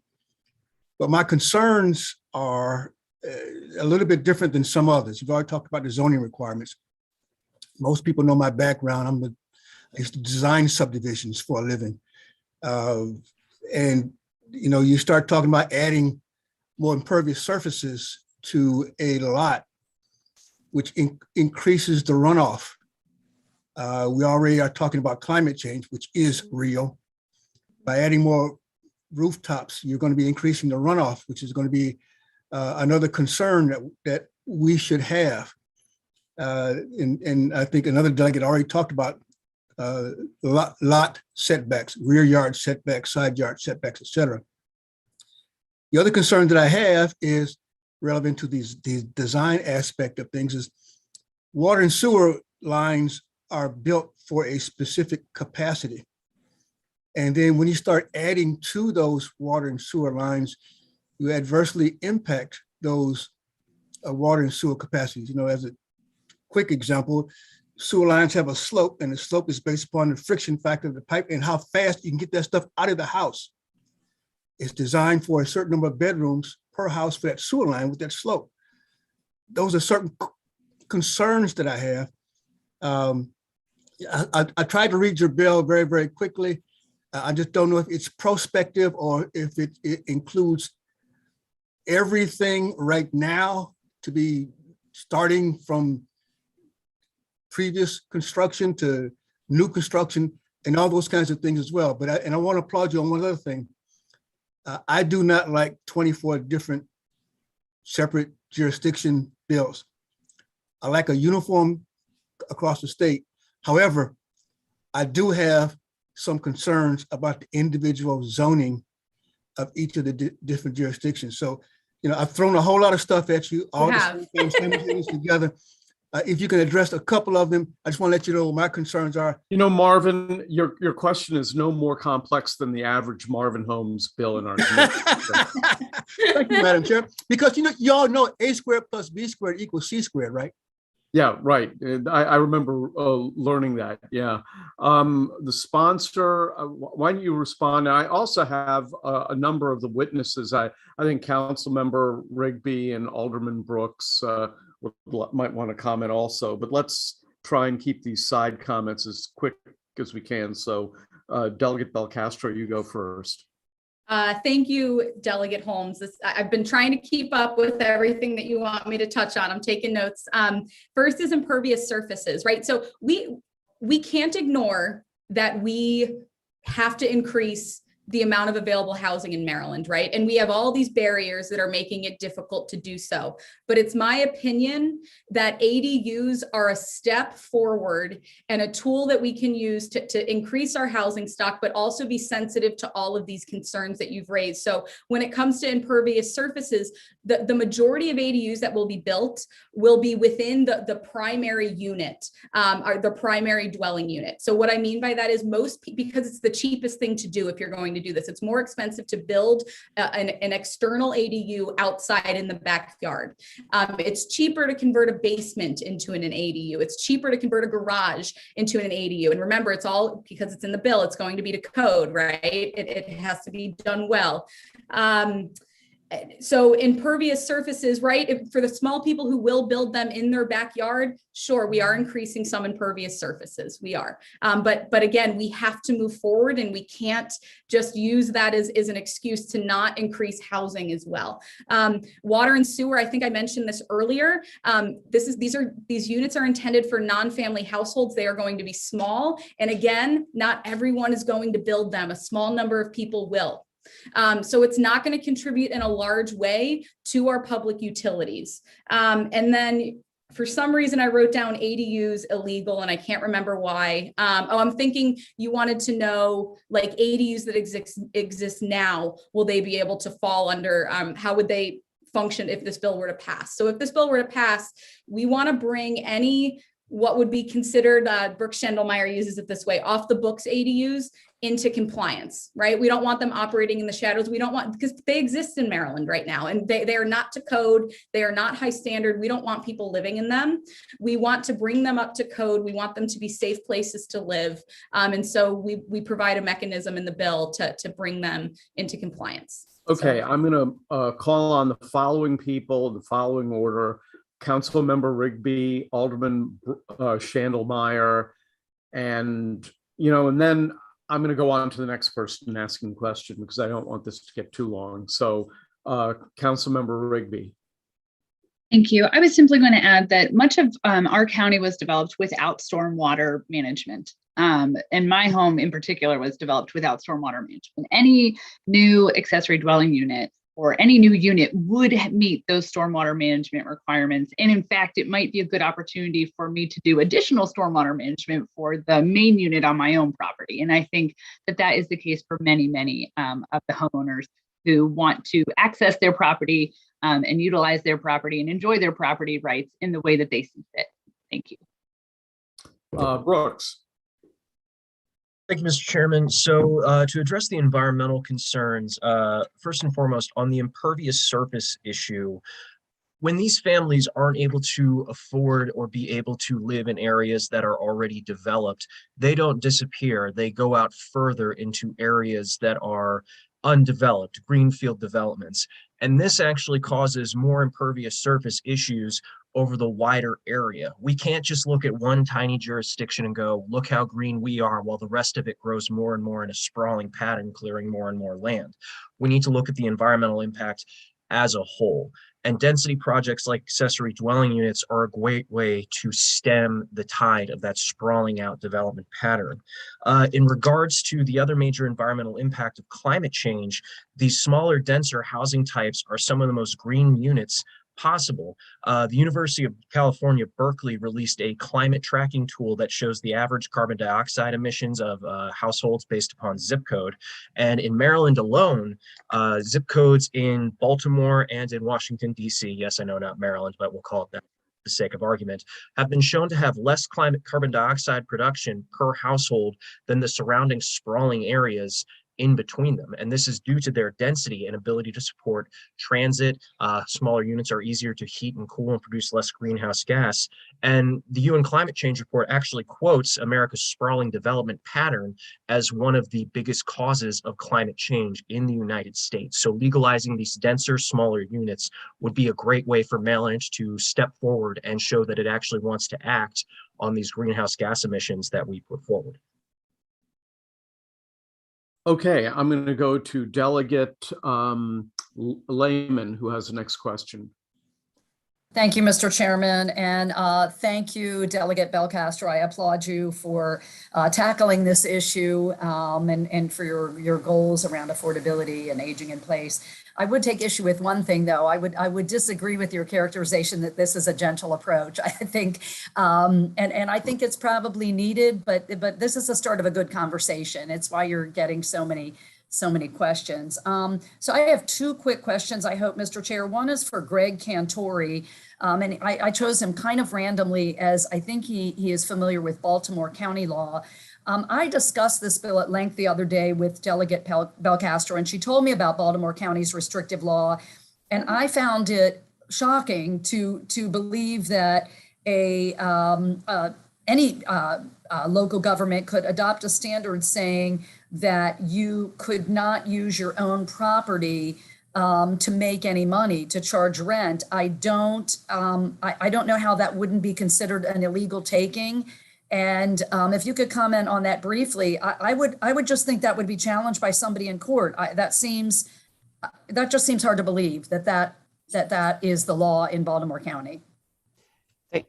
I go ahead and answer now. Thanks for that question. Yeah, so actually the Institute for Justice is actually looking at a lawsuit to Baltimore County. I wanted to give you a heads up on that, specifically because it is a discriminatory issue. Somerset County, by the way, also has a similar rule that they're just about changed. I think I just looked at it now. They may be in the process of changing that. It's actually even more egregious.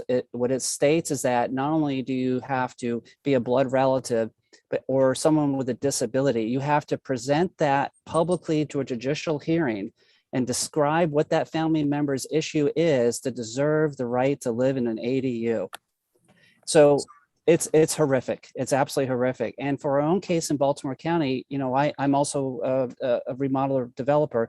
I just could not believe that we had to go through all those steps that I outlined in my testimony to get this ADU put in. That's just an amazing piece. So this is why the legislation is needed, because we can't always be sure that the county or local legislative areas are going to do the right thing. We need to have a consistent rule. Thank you for that. And then Delegate Belcastro, for you, on the question that someone raised about it being a mandate, you know, rather than enabling, and I get your reason for doing that. I wonder how you would deal with the issue of preemption for counties that do have pretty strong laws. You know, this is always a question that comes up when you know, some counties in Maryland have already adopted various laws, and then the question becomes, okay, if there's a state standard, how do you decide on preemption, on which counties have strong laws versus which counties have weaker laws? I could see that being very problematic. So there's that. And then just one quick point, which is that you have a requirement that localities adopt ADU laws by October of 2023. I think that is far too soon, to be honest. That is incredibly ambitious. This is, I think, far too complicated an issue for local governments to tackle that quickly. And that's it, Mr. Chairman. Thank you. Okay. To your point of, Go oh, ahead, sorry, Delegate. I'm sorry. No, go ahead, sponsor. To your point of the date, that can always be amended, that can always be changed. Happy to do it. And then can you please just quickly summarize your first question? There was a lot there, and I'm sorry. It's so that the idea of preemption, you know, so for example, with a bill that I worked on the last few years on you know, protection for dogs outside, Montgomery County came back and said, wait, we already have a really strong law. We need an assurance from you that you're not going to preempt what we've already done. So how would your bill, I looked through it really quickly. There's no mention of preemption. That's going to be raised if, you know, whether this bill passes this year or another year or two, however long that takes. How would you respond to that? So it's my understanding, and my panel, I would like you to hop in if I'm wrong on this. I believe that this bill is more progressive than the other jurisdictions that have already embraced and adopted ADUs is practice. And this would, there's some concerns around like parking requirements in some of the jurisdictions that have adopted it, and this would take those parking requirements out. Additionally, we wanted to leave some flexibility, whether I know that we think that we're not taking a gentle approach. We tried really hard to leave up some room for the local jurisdictions as they're adopting their ordinances to have some flexibility. And some of those flexibilities are around, we make no mention of owner occupancy requirements in this bill. We think that the local should decide that. We make no mention of short-term rentals. We think that the local jurisdiction should decide that. Also, when it comes to the footprint of the external ADUs, we think that the local jurisdiction should have some say in that. So we've left latitude for the local jurisdictions to decide how this could work for them, but we really want them to embrace ADUs and do so with fidelity. And so that's why we do have some measures in here that force their hand a little bit. So we're trying to be as gentle as possible, but that's where we are. Thank you. It's an important discussion. Thank you, Mr. Chair. Okay, we're going to go to Delegate Terraza, then Vaughn Stewart, and then Linda Foley, and then I think we're going to move on to the next bill. So Delegate Terraza. Thank you, Mr. Chairman, and thank you, Delegate Belcastro, for bringing important affordable housing bill. I think anything we can do to further affordable housing discussion is really important. But as you know, I do have some concerns about this legislation. I know we've discussed that. And I'm glad you brought up a couple of the issues just now. The issue of owner occupied. I mean, I think a lot of the folks have testified about, people being able to age in place, or, the story that you told at the beginning about somebody being able to stay in their home, but be able to rent out part of their home. They all seem to relate to somebody staying in their home and renting out part of it or building a place in the back. And I guess I wonder why, and I hear that you said, you'd like to give that to the locals, but I guess I wonder why that can't be included at this point. And if I can just add to that, one of my biggest concerns from the testimony that I heard today is that we shouldn't worry about any of sort of the larger problems that I'll get to in a second, because it won't be that successful. Like, not that many people will take advantage of it. And I worry that sort of opening up that door to not being owner occupied sort of opens up the door to what Delegate Ampry was talking about. I don't know if you had the opportunity to hear his bill before this, where he was talking about sort of large companies investing in neighborhoods. Okay, well, let's leave it focused on but this. I guess the issue of sort of not having this be about the things that you were talking about keeping things affordable. So if you could just talk about that owner occupied, and then I have a couple other quick questions. Is it okay if before you keep going, if I answer, I will forget your questions if we keep going. Is it okay if I answer the questions? You know what, Jen, ask one question, then I'm going on to two other. Okay, people. well, if I could say one, the other piece of that is that I'm concerned about how you'll keep the affordability of the housing with this. So my concern about this is that you'll be successful, and that, which is good, right? It'd be good if you create more affordable housing, but these units are, from the bill, I understand locals can do something different, not limited much in size. They can be the same or small or slightly smaller.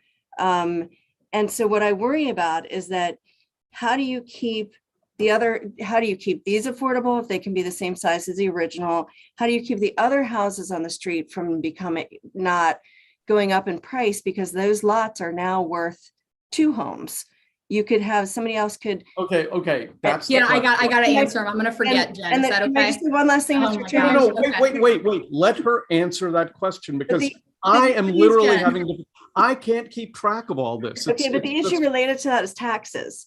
Whether your lot taxes go up because you can now build 2 homes there. So that's it. Okay. All right. So owner occupancy requirements, and this might be, you guys might laugh at me for saying this. I didn't want to be too prescriptive on the local. I know that we're forcing a mandate on them, but I didn't want to be overly prescriptive as they were making their local ordinances. And so I think it's wrong for us to come in and say that owner occupancy requirements have to be done at the state level. If that's something that's important to the local jurisdiction, under this bill, they would be allowed to do that. We stayed silent on it for that very reason.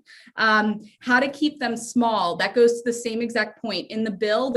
And I'm happy to tighten this up if we need to.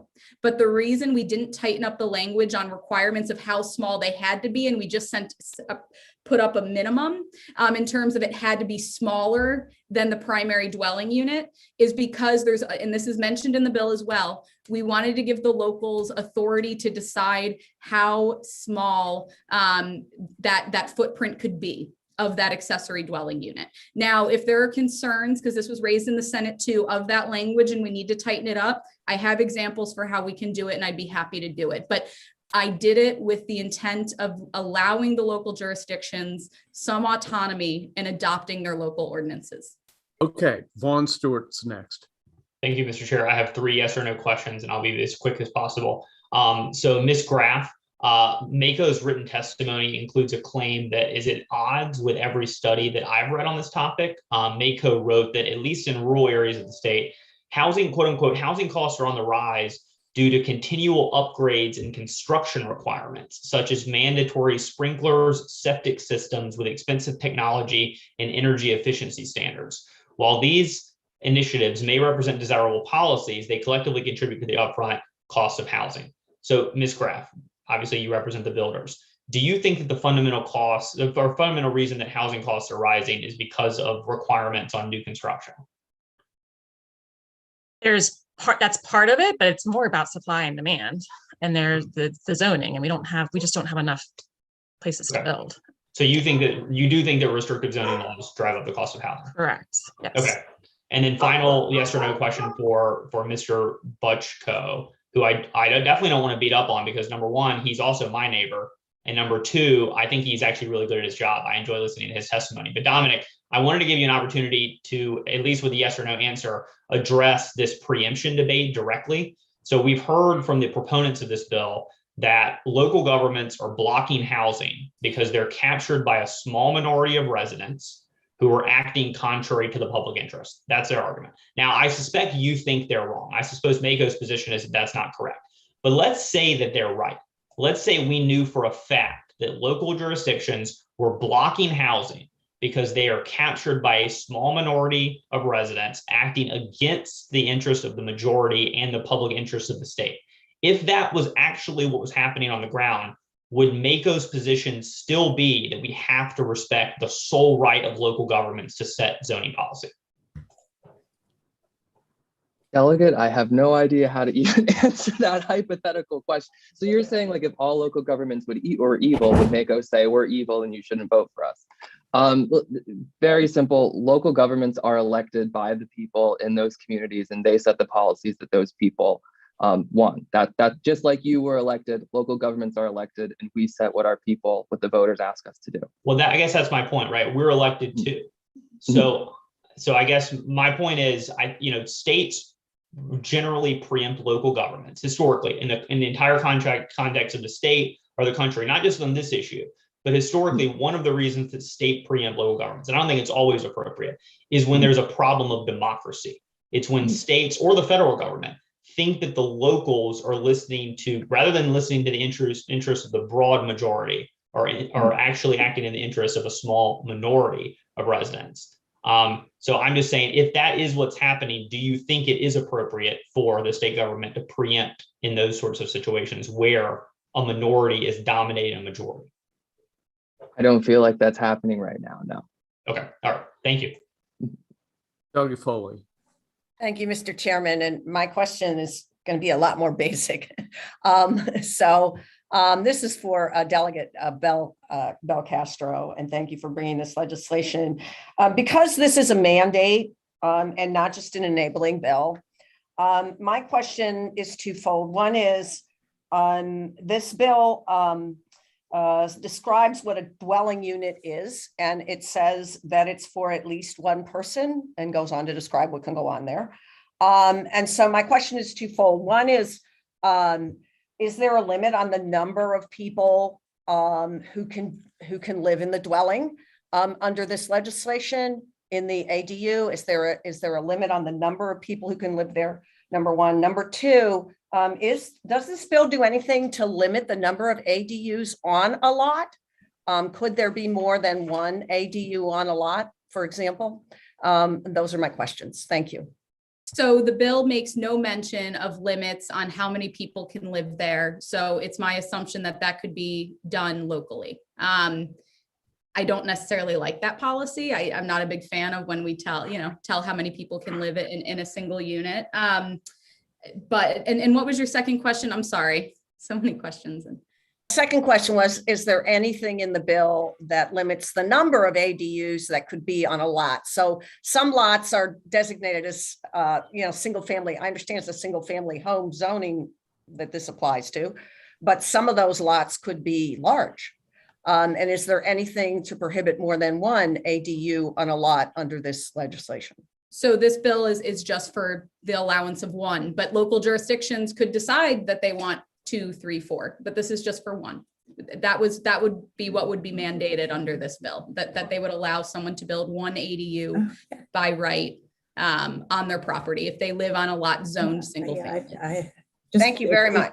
Keep that in the files. Okay, great conversation. This is something that we're going to have a lot of discussion internally on.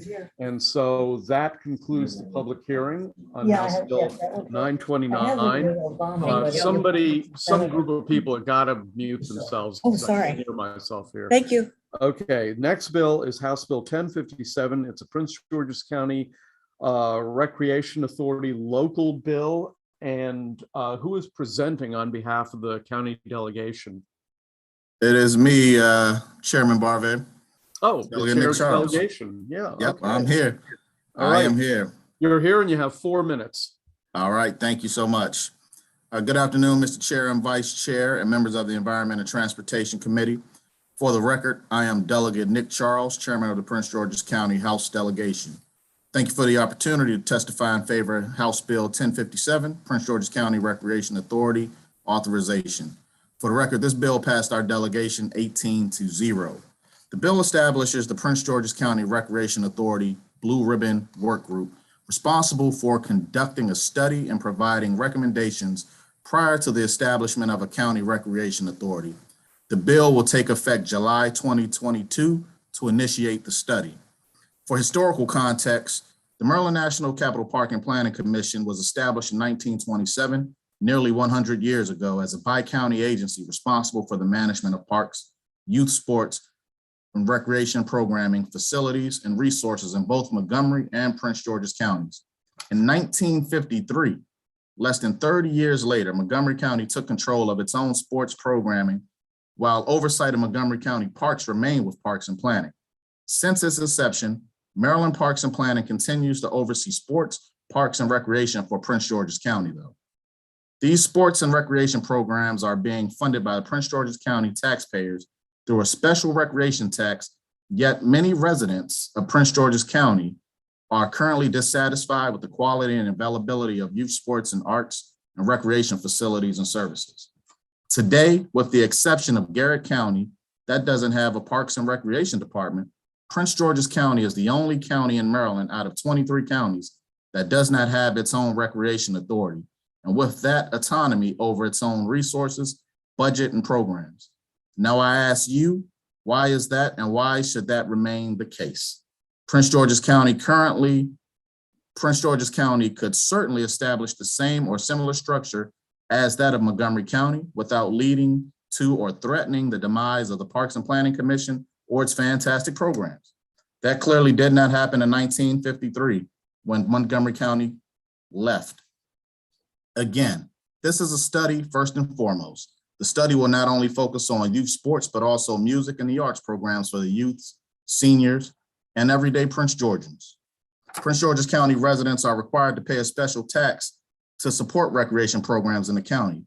Since the enactment of the tax, the county is required to pay the Parks and Planning Commission tax collected.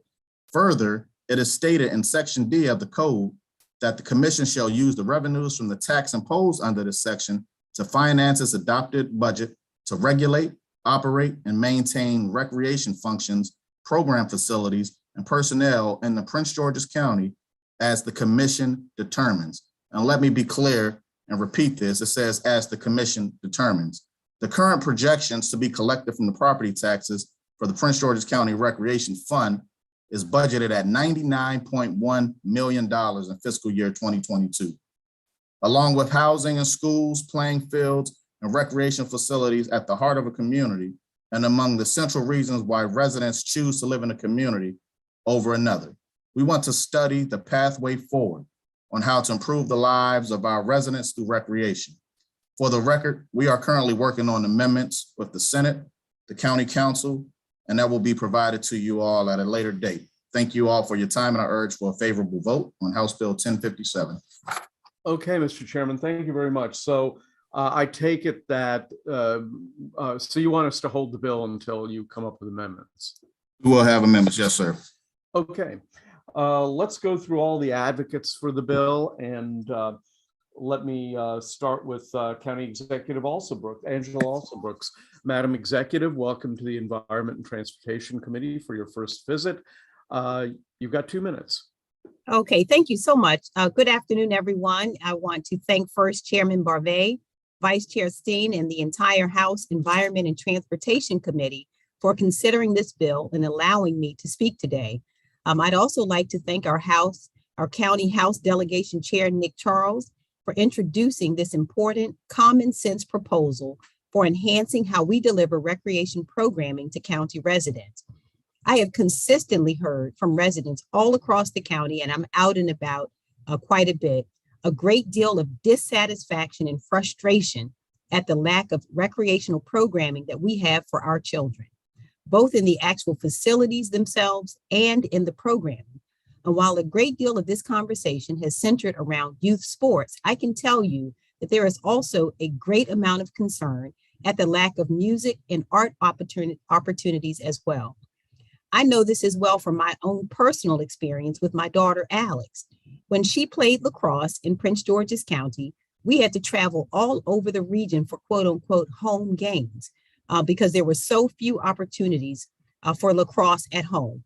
And what I can tell you is on one of those occasions, as I was driving my daughter to a place in Northern Virginia, she looked around and said to me, you know what, I think I like it better over here. We never, ever want to send the message to our children that they have to leave Prince George's County in order to get the resources they need to participate in sports. And this isn't just the case for lacrosse. Football, baseball, and even basketball are becoming less available at the recreational level. Just as one example that highlights what we are currently talking about for this current season, 2022, comparing recreational or community-based girls basketball teams, we know that Howard County has 140 girls teams, Montgomery County has 133 teams, Anne Arundel has 111, and Prince George's County has 8. This is simply not good enough. There are those who believe that what we're doing is good enough and that our residents don't deserve better, but I can tell you that I strongly disagree. Prince Georgians deserve access to all of the wonderful recreational opportunities that our county has to offer, and they deserve a greater voice in choosing what new activities we bring to life. We believe a new structure focused solely on these recreation services will allow us to offer an increased array of services that our residents want and deserve. While we're hoping to make changes to recreation, this will not impact our dedicated recreation employees who go above and beyond to serve our residents. No recreation employee will lose their job, their health care, or their pension as a result of this legislation. As you may know, and you heard from our chair, the Prince George's County Recreation Department was brought within Maryland National Capital Park and Planning Commission in 1970. And Prince George's County is, again, the only jurisdiction in the state that is organized in this way. Now, we want more local control over our recreation department and how services are if you delivered. can start to wind it up, the committee would appreciate it. Okay. Well, you know, what I can tell you again is that we agree that this issue is complicated, but we're saying that we're smart enough to figure it out. And we believe that our residents deserve the autonomy and deserve the ability to decide for themselves how their recreation dollars are used for their children. Thank you so much. And we ask for a favorable report. Thank you. Let's go next to Kurt Schnitzenbaumer. I hope I got your name correct. Kurt Schnitzenbaumer, welcome to the committee, and you have 2 minutes, sir. All right, thank you very much. Yes, and you did a great job. Great. So I am with the Prince George's County Police Department, and I am representing the Prince George's County Police Athletic League, which is a nonprofit run through our department. PAL is a juvenile crime prevention program that utilizes recreational sports activity relationships between our youth and law enforcement officers. Over the past 6 years, PAL has grown tremendously, working with on average 400 to 500 youth each year. With several recent capital improvements and partnerships, the number of youth we will be able to impact should double or triple over the next several years. This can be accomplished with the near completion of the Cal Ripken Senior Foundation Youth Development Park that was just built at Barlow Road, and the beginning stages of some amazing partnerships with local and national organizations to bring after-school programming and youth sports and recreation to Barlow Road. In the near future, PAL will be embarking in forming several new opportunities for youth in the Palmer Park community and surrounding areas, offering recreational and travel sports, STEAM, and mentoring programs for youth in Prince George's County. Prior to COVID, PAL had a great basketball program with several teams being coached by our officers. At that time, those teams were looking for some competitive leagues to play in other than AAU and struggled to locate any in Prince George's County. Our teams eventually found a league in Montgomery County and had to travel a great distance each week to play games. Our unit was also part of a youth sports task force formed by the Office of Community Relations in Prince George's County. One of our tasks was to research all the major sports in Prince George's County and find the names of all local clubs and the various leagues offering competitive play in Prince George's County. And what we found was a lack of organized, competitive leagues for all sports available to the youth of Prince George's County, especially for girls and young women. Grassroots organizations and clubs can play any sport they desire and not have to stray far from their local community. Those grassroots organizations and clubs also deserve an opportunity to play recreational and competitive travel sports right here in Prince George's County. In closing, PAL fully supports House Bill 1057 and is excited to be a part of the positive transformation of youth sports and recreational activities in Prince George's County. Thank you for allowing the Prince George's County Police Athletic League the opportunity to speak this afternoon. This bill and the recommendations forthcoming will greatly impact the number of youth and the quality of programming PAL will be able to offer. We strongly recommend a favorable report for House Bill 1057. Thank you. Let's go to Ryan Jackson. Ryan, welcome to the committee. You have 2 minutes. Thank you so much. Good afternoon, Chair, Vice Chair, and committee members. My name is Ryan Jackson. I'm the president of Prince George's County Boys and Girls Club, and it's one of the largest volunteer organizations, nonprofit servicing the youth in Prince George's County. I'm here today to testify in support of HB 1057. As the president of Prince George's County Boys and Girls Club for the past 8 years, I've seen the level of resources and quality of services provided to Prince George's County Boys and Girls Club and our youth continue to decline. While we continue to work hand in hand with Maryland National Park and Planning Commission, we also see the opportunity to offer our great student athletes better facilities, better indoor facilities, better playing surfaces that we can utilize, access to some of the premier existing infrastructure in Prince George's County, along with better programming and more variety of programming to our great student athletes.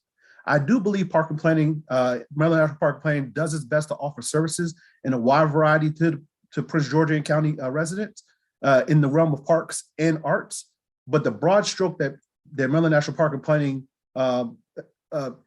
services can offer often misses the details, those being our youth sports and our student athletes, of the bigger holistic picture in our county. Thank you so much for your time. Thank you, Mr. Jackson. Next, we'll turn to Marcus Thomas. Mr. Thomas, welcome to the committee. You have 2 minutes. Thank you. I appreciate the time. My name is Marcus Thomas. I am a football commissioner for Forestville Boys and Girls Club. I've been a member as a player and a coach commissioner since 1991. And I'm definitely in support of the Recreation Authority. And pretty much my thing is just, I'm going to tell a quick story.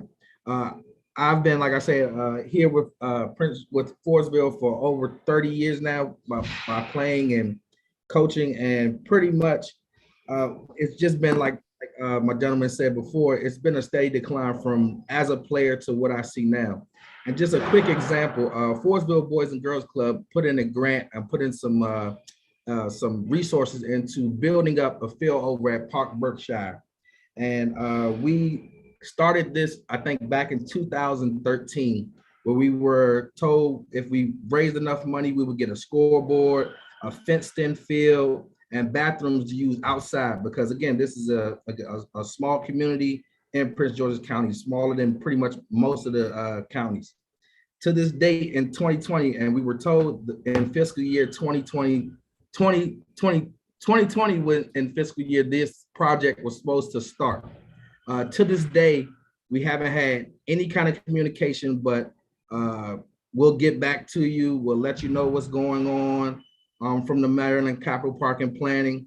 No solidified start date on when all this project should start. And in turn, down the street from us, maybe 10 minutes, there's a new Maryland Capital Park and Planning glass building that's being built up. So it's hard for me to realize that, you know, the youth and the people that we're serving can't get the resources they need, but it's another multi-million-dollar building down the street from my house that has Maryland Capital Park and Planning on it. So I'm definitely in support for some change. and support to our youth in our community. Okay, thank you very, whoops. Thank you very much. Next, let's turn to Dr. Kevin Street. Dr. Street, welcome to the committee. You have 2 minutes, sir. All right. Thank you very much. Good afternoon, Chair, Vice Chair, and committee members, and everyone viewing. I'm Dr. Kevin Street, and I'm in full support of House Bill 1057. I run an organization that helps young men and women obtain sports scholarships to go to college, and I think it's very important. Education is big. I want to start out with a quote from Nelson Mandela, which says, "Sports has the power to change the world. It has the power to inspire.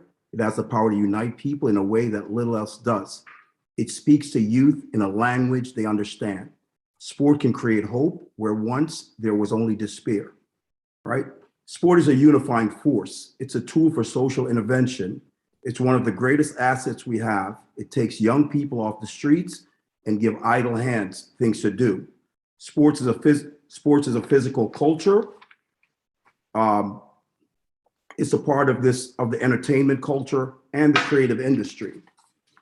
Through recreation, people discover who they are as individuals and who they are as members of a community.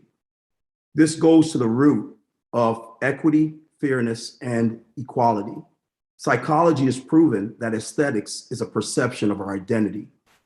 The people of Prince George's County deserves proper playing surfaces, proper buildings to go into and perform. They deserve a lot more. As the gentleman before me said, there's a new building going up. Maryland National Capital Parks and Planning has done a wonderful job with arts, with the parks. We have some of the most beautiful parks in the county, in the country, in the world. However, we've failed at the recreational level, in which we see our kids go to Montgomery County, Calvert County, Baltimore County, and they see beautiful, beautiful facilities. And then they look at themselves and say, who am I? Why don't I deserve this? So we're sending the wrong message to them. So I think there needs to be a recreation authority that's going to tell our young kids that you are someone, you are equal, you belong in this world. So it's just going to get at the roots of the isms that we've created. And I really support this bill. And I think everyone should support this bill. And I'll end in saying this. Yeah. We were all children once, and we all share the desire for the well-being of our children, which has always been and will continue to be the most universal, cherished aspiration of humankind. This is about dignity. It's about giving our kids and our people of this county dignity.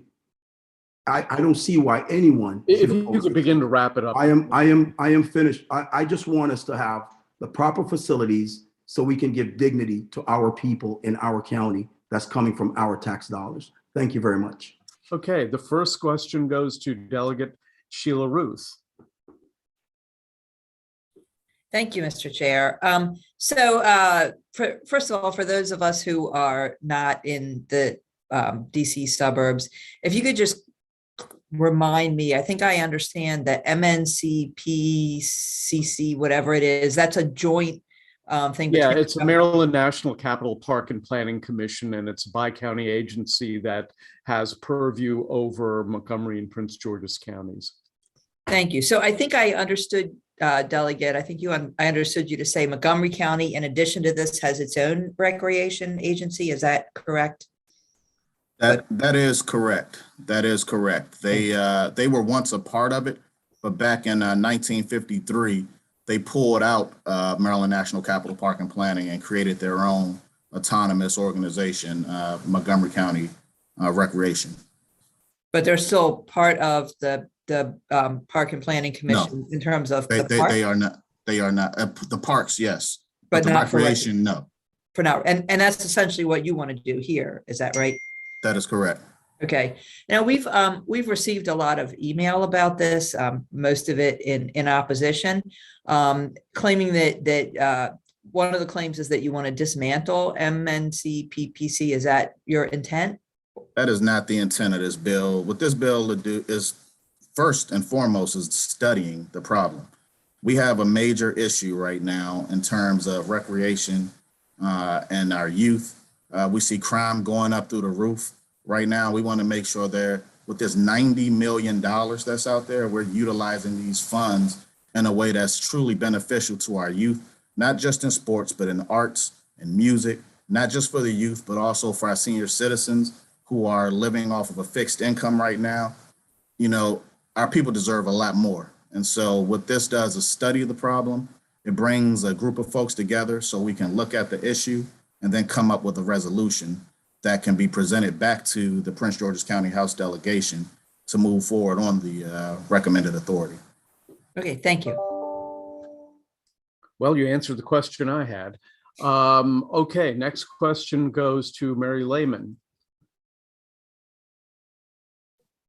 Thank you, Mr. Chair. Thank you, Mr. Chairman. And I was going to wait for the opposition testimony, but this seems like a better time to make a comment about the posture of this bill as it was introduced, and then a clarifying question to the sponsor, to my friend and colleague, Delegate Charles. And we did talk just a little while ago, and he was able to describe for me the amendment he has in mind, although I understand it has not been drafted yet. I wanted my colleagues to understand, including my Prince George's colleagues on this committee, to know that, yes, I did vote for this bill in delegation, but Delegate Charles will tell you, as will our county executive, that I expressed deep reservations about it. And the reason for that is twofold. One, would be a sea change, and I cannot underscore the enormity of this change if Maryland National Capital Park and Planning's recreation arm were to become a quasi-government authority. I do not support it becoming a quasi-government authority. I can say that. I do support studying how to better and more effectively get money into the hands of community-based organizations like Boys and Girls Clubs. My concern was two things. One, that it was a late filed bill and there was virtually no time for conversation about it. And I'm not going to go back there again, because I did ask the county executive why it was so, and I was not given a good reason by anyone that's behind this bill. But secondly, it felt like the way the original bill was proposed was that it was a predetermined outcome of actually establishing an authority, which is how it was written, rather than saying we're going to study it.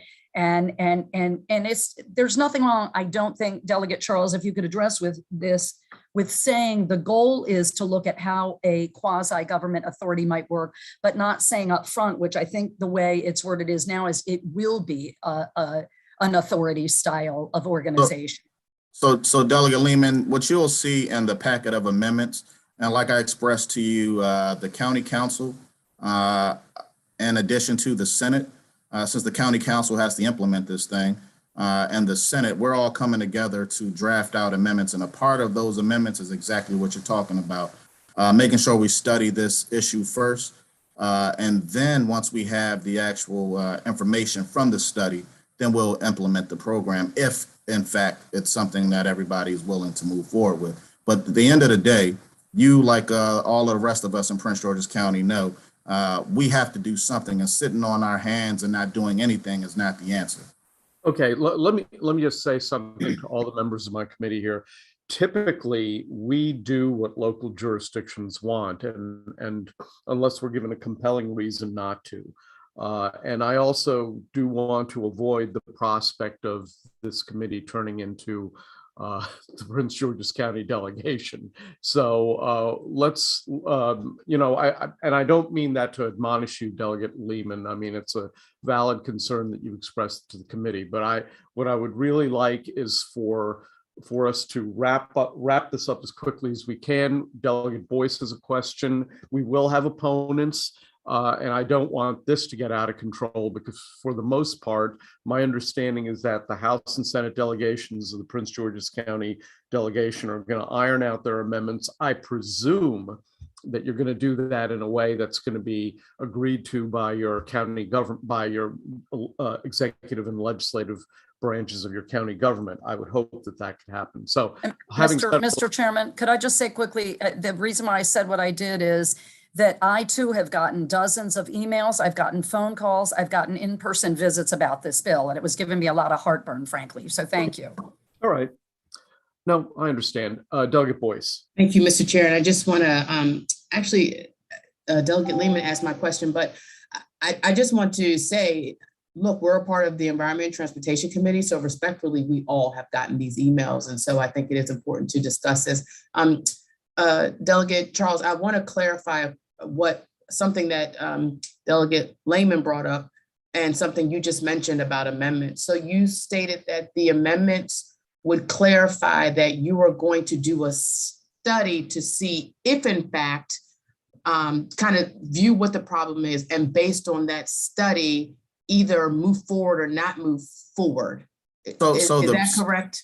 So the bill as it's written currently right now, it's already in there, a study, but one of the pieces of language that I think a lot of people are caught up under is the fact that it is establishing this rec authority in addition to the study. And so what we're trying to do, we're going to remove the establishment of the authority and just specifically focus on the study, so that once the study is complete, we can then look at how to establish an authority. It's a play on words. Yeah, so we're going to split the one out, which is establishing the authority.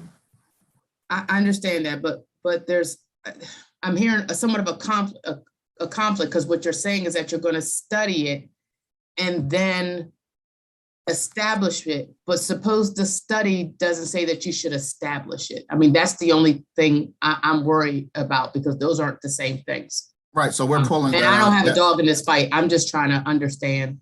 So we're pulling that portion out of the, that's a part of the amendments. And like Chair Barbe had mentioned, this is something that we're going to work out with our county council, and we're going to also work out with the Senate, so that we're all on the same page. And for those of us who aren't in Prince George's County, I think respectfully, we just want to understand so that we can support the will of the body. And that's all. Thank you so much. Yeah, thank you so much, Delegate Boyce. Yeah, well said, Regina. I do have one question for you. Because this was a late file, if this had not been a late filed bill, would there have been a public hearing back home in Prince George's County? So the way our bill hearings are handled, we have our normal bill hearing, and then any bills that are presented later is just a late file. It's the same exact thing. We had hearings. So the answer is, if it hadn't been late filed, it would have had a public hearing. And it still did. We still did have public hearings. So whenever we do late file bill hearings, we have public hearings for every single bill. What was the hearing back in Prince George's County or here in Annapolis? So we do the hearing on, we do it on Zoom. So it was on February, I believe February 4th, when we had so we had there's a full hearing, and it's on Zoom. Okay, that's a good point. Okay. All right, well, let's move on to the opponents of the bill, of whom there are many, apparently. And first I'll recognize Debbie Tyner. Debbie, welcome to the committee. You have 2 minutes. Thank you very much, Chair Barbe and delegation. I'm Debbie Tyner, 60-plus year resident and retiree of Prince George's County. I'm also retiree of the Prince George's County, Prince George's Department of Parks and Recreation. And I'm testifying to express my strong opposition to HB 1057. Transparency is lacking from the start, when this late file bill was hastily heard and approved by the delegation in less than a week with insufficient review and input from the community. And I just heard Delegate Charles say that it was advertised, but I don't know where it was publicized for the hearing. So a lot of people missed out on the hearing, me being one of them. Delegate Charles also said that it's not a dismantling of the Department of Park and Recreation. Well, when you take away key resources like sports, arts, youth and teens, senior programs, and its employees, and transfer them to the county, it is a dismantling of the department. So my question is, what statistical data does the county have to support its ability to manage these programs and staff more efficiently and effectively than the 6-time National Gold Medal Award-winning commission? If there are changes that need to be made to programs and service delivery, then the commission should be given an opportunity to meet with residents and stakeholders to determine just what those changes are and how best to effectuate them. If not terminated, the impact of HB 1057 may have grave repercussions on the way Prince Georgians continue to receive programs and services as we have come to know them. And let's not forget that the dedicated staff of the Department of Parks and Recreation are stakeholders too. They work hard to provide a diverse program offering for residents to enjoy.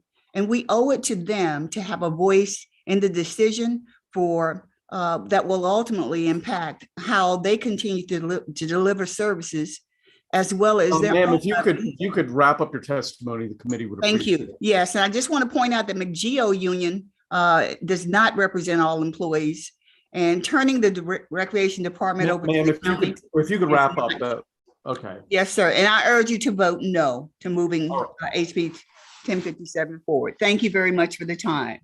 Okay, Patricia Fenn. Ms. Fenn, welcome to the committee. You have 2 minutes. Unfortunately, I believe that both Mrs. Fenn and Diane Lee are not currently here. Okay, Diane Lee is here. Oh, I Okay, well apologize. then, Diane Lee, you're up next. You have 2 minutes. Great. Thank you very much to everyone, Delegate Chair Brevet. This is very important to me, and I want to reiterate and agree with those opponents who have already spoken. I did not see any publication of this hearing initially as well. So I want that to be known. I oppose HB 1057 because it was brought forth under the cover of darkness. I read also County Executive Brooks' email this morning claiming that it was not. But again, I don't see where it was ever published that this was going to be brought forth. Maryland National Capital Park and Planning has done a great job. All of the opponents of this bill have been speaking about youth services, youth recreation. They are very important. I understand that. But there are other components that will be affected. And at me as a senior citizen, I've been in this county again 60 years, as our previous opponent has said. I'm 66 years old. I don't want to see those services that I rely on, especially during this COVID. And I apologize if I get emotional, but that has been one of the only ways that has kept me active, my mind, my body, my spirit. I've done the water aerobics. I've taken language classes. I've taken sign language. To see these things move to the county, it will be a disruption. And it, of course, Delegate also mentioned, as the commission determines, that covers a broad range where anything could happen. We don't know what the commission is going to determine. So when that determination comes forth, it could affect people's jobs. It will affect our services. I don't want to see these things go away. I'm concerned about the youth as well, but work within the framework of which we have. Maryland National Capital Park and Planning has done a wonderful job. Why is it necessary to establish a new entity to take over these things? Okay, thank you very much, ma'am. Thank you. Okay, next let's go to Samuel Parker Jr. Samuel, welcome to the Environment and Transportation Committee. You have 2 minutes. Thank you. Good afternoon, Mr. Chair, Vice Chair, and members of the committee. I am Samuel J. Parker Jr., a resident of Prince George's County and former chairman of the Prince George's County Planning Board and the Maryland National Capital Park and Planning Commission. I am concerned and not supportive of House Bill 1057. While written to establish a committee to study the transfer of the Department of Parks and Recreation to a new recreation authority, it presupposes, as it's been discussed, that it is a better way to provide the citizens of the county with the quality recreational arts and cultural services they demand and expect. The stated purpose of this legislation is to make recommendations on how to break apart MNC-PPC and not if it is the best alternative to be taken for a nationally recognized and award-winning organization. Is such a drastic action justified without doing a thorough analysis of the Department of Parks and Recreation? Without a public airing of a cost and benefits analysis that addresses the impact on the organization, the staff, retirees, and the public, How will we know if this course of action is worth the cost, effort, and disruption that is inevitable? I have firsthand knowledge of MNCPPC and Parks and Rec, both from my years as a staff member and in unique role as the top manager of the organization as the chair from 2006 to 2011. I know intimately the organization's strengths and weaknesses. Its structure, while unique, is one of its major strengths. No organization can be consistently named a national winner of gold medal awards for parks and recreation management from the National Recreation Parks Association if it was not sound organizationally and with exemplary staff, extraordinary programs and facilities.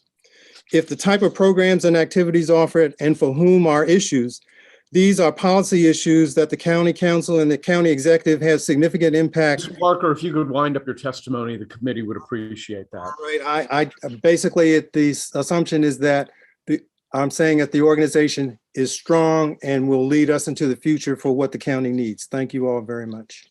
Thank you. Next up is Diane Schwartz. Diane, welcome to the committee. You have 2 minutes. Thank you very much, Chairman and delegates. I appreciate this opportunity to talk to the committee. I too am very strongly opposed to H. Bill 1057. I'm a resident here in Prince George's County, have been for the last 12 years. I specifically made a point of moving to Prince George's County 12 years ago, and it took me 2 years to find the place that I could afford to move to because of the Parks and Planning's reputation. I first heard about this bill maybe a week or 10 days ago and was absolutely shocked by a number of things. But the first and foremost was the fact that it seemed to be getting pushed very quickly, was being done in secrecy. Nobody knew about it. And I'm one who keeps myself fairly apprised of what's going on in the state and in the county. I am not at all dissatisfied, nor has anybody that I've talked to expressed dissatisfaction with the level of services that Prince George's County Parks and Planning Commission is providing. It seems to me that this bill claims to initiate a study, but also has already stated a foregone conclusion that a new entity is needed, and it is not. The only thing that a new entity will do is take funds away from an organization that is already operating pretty darn well. Perhaps there are opportunities for improvement. Perhaps there are opportunities for other services that can be provided. And if that's the case, then that just needs to be communicated to the commission and funds provided. And I'm sure that they can find a way to implement it. I think the Parks and Planning Commission was one of the few entities in the state that pivoted extraordinarily well during 2021 and 2020 during the COVID pandemic to still continue to provide services. If every entity had pivoted as well as they had, I think we would have come out of it even better. Over the course of the last 3 years, I have And had— if you could start to wrap up your testimony, the committee would appreciate it. I sure will. I've had 21 friends who've left Maryland over the course of the last 3 years.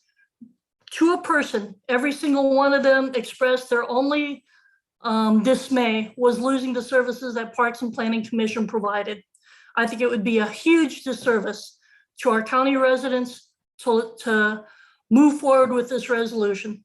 Thank you. Thank you. And the last witness is Adrian Gardner. Adrian, welcome to the committee. You have 2 minutes. Well, good afternoon, Mr. Chairman, and thank you and members of the committee. It's good to be here again. For the record, my name is Adrian Gardner, and I'm privileged to serve as the General Counsel of the Maryland National Capital Park and Planning Commission. And proudly for today, I should note also a former bench warmer on the Glen Arden Boys and Girls Club, at least in 2 sports. The committee has our position statement, our proposed amendments, and several other materials about the bill. I would like to call your attention to the fact-checking document that we provided in our testimony to the committee, because I think it does address many of the concerns that have been discussed today. The commission opposes the bill right now, but it is not opposed to a meaningful study group. Let me be clear. The commission is never satisfied with being good enough and never said we were good enough and not categorical about opposing a study process. Even so, our team is ready, willing, and able to accept criticism and change. So we're pleased to hear about the coming amendments and look forward to some dialogue about that. But I do want to make 2 points about the merits. I have other people here who are available for the committee's disposal if you have questions. It's really clear that some of the folks are confusing our agency with the school system. And we've had plenty of talks for years with staff from the county and the school system, and repeatedly heard that individual schools have not always been willing to coordinate the use of fields. And so we see plenty of room for improvement with our fields. Let's not be clear, let's not run away from that. But there's a mistaken identity going on, and some of that's driving the concerns. If you have questions, I believe our director is on the Zoom call to tell you more about our fees and the schools. The second point I just want to address is a question about local control. Under current law, the planning board is appointed by the county government and the governing body and required to deliver a balanced countywide program. Even in the teeth of the pandemic, our agency delivered 6,300 programs, which was down from 11,700 during 2019. So right now, the people responsible for creating this program live in Bowie, Fort Washington, Adrian, if Capitol you could Heights. wrap it up, we'd appreciate it. I can, Mr. Chairman. I just wanted to say that the county controls our budget. The county appoints the members of the planning board. In any event, wrapping up, we have a great deal of affection and respect for county leadership, but we believe this bill needs a lot more work, and we'll be happy to help make that possible. Okay, I feel like I'm the chairman of the Prince George's County delegation. First question goes to Ann Healy. Mr. Chairman. Yeah. Patricia Fenn has joined us now. Oh, if you wanted to take Patricia, her yes. testimony. If Patricia Fenn's here, we'll listen to her, and then we'll go to questions. Good evening, good morning, good afternoon, everyone. The point I wanted to make, and I missed Council Adrian Gardner's testimony trying to get in on this, but the two things. This is not a local bill because the employees and retirees live and vote in jurisdictions throughout the state and in many of the jurisdictions represented by you. The second thing is that, and I may be reiterating what Adrian Gardner said, is that there is local control over this bill already with the county council hearings and the county executive's work sessions, and particularly its extensive budget process in which the programs and services already reflect the direction and oversight by the county executive and county council. Finally, while we can give you factual reasoning and data and that kind of thing based on what we know and what we've experienced, we don't have the political standing to find out what this bill is really about or what its intentions are. And so we look to your political leadership and experience in finding out what this bill really intends, because there's a lot more at stake. Like Delegate Lehman said, this is a sea change. Thank you. Okay, thank you very much. Let's go to Delegate Ann Healy. Oh, thank you very much. I just wanted to, first of all, welcome Sam Parker, who's my constituent, to this conversation. And I wanted to ask him particularly about the amendments that we've been discussing about really turning this into a study. And then after we get the study, would they still be opposed if we accept those amendments? Yeah, hold on a second, Delegate Healy. You know, my committee has not seen those amendments. It's something that's being debated by the two local delegations. We haven't seen them either. Yeah, who haven't seen them either. And so for that reason, I think I'd like to conclude this session of the Prince George's County delegation. Okay. Just say hi to Sam. Thank you. And move on to, sorry, I just couldn't resist saying that. Move on to House Bill 1295. Delegate Washington, welcome back to the committee. You have 4 minutes, sir. Yeah, I want to thank the Prince George's County delegation for having me today. No. Good to see everybody here. Thank you for having me. This is State Delegate Alonzo Washington to present on House Bill 1295, which to me is a bill. I don't have to talk to this committee about secondhand smoke. I'm sure you heard a lot about it and talked a lot about it in this committee. But what I do believe I want to discuss with you is a gap in the law that currently exists for multifamily dwelling units, including condos and any apartments. Just like you, a constituent came to me over the summer and talked to me about how they owned their condo, and then for multiple years, and then someone moved out and under them that lived in a unit below them, and that person started renting that unit out. Once that property was rented out or leased out, the person came that the renter started smoking.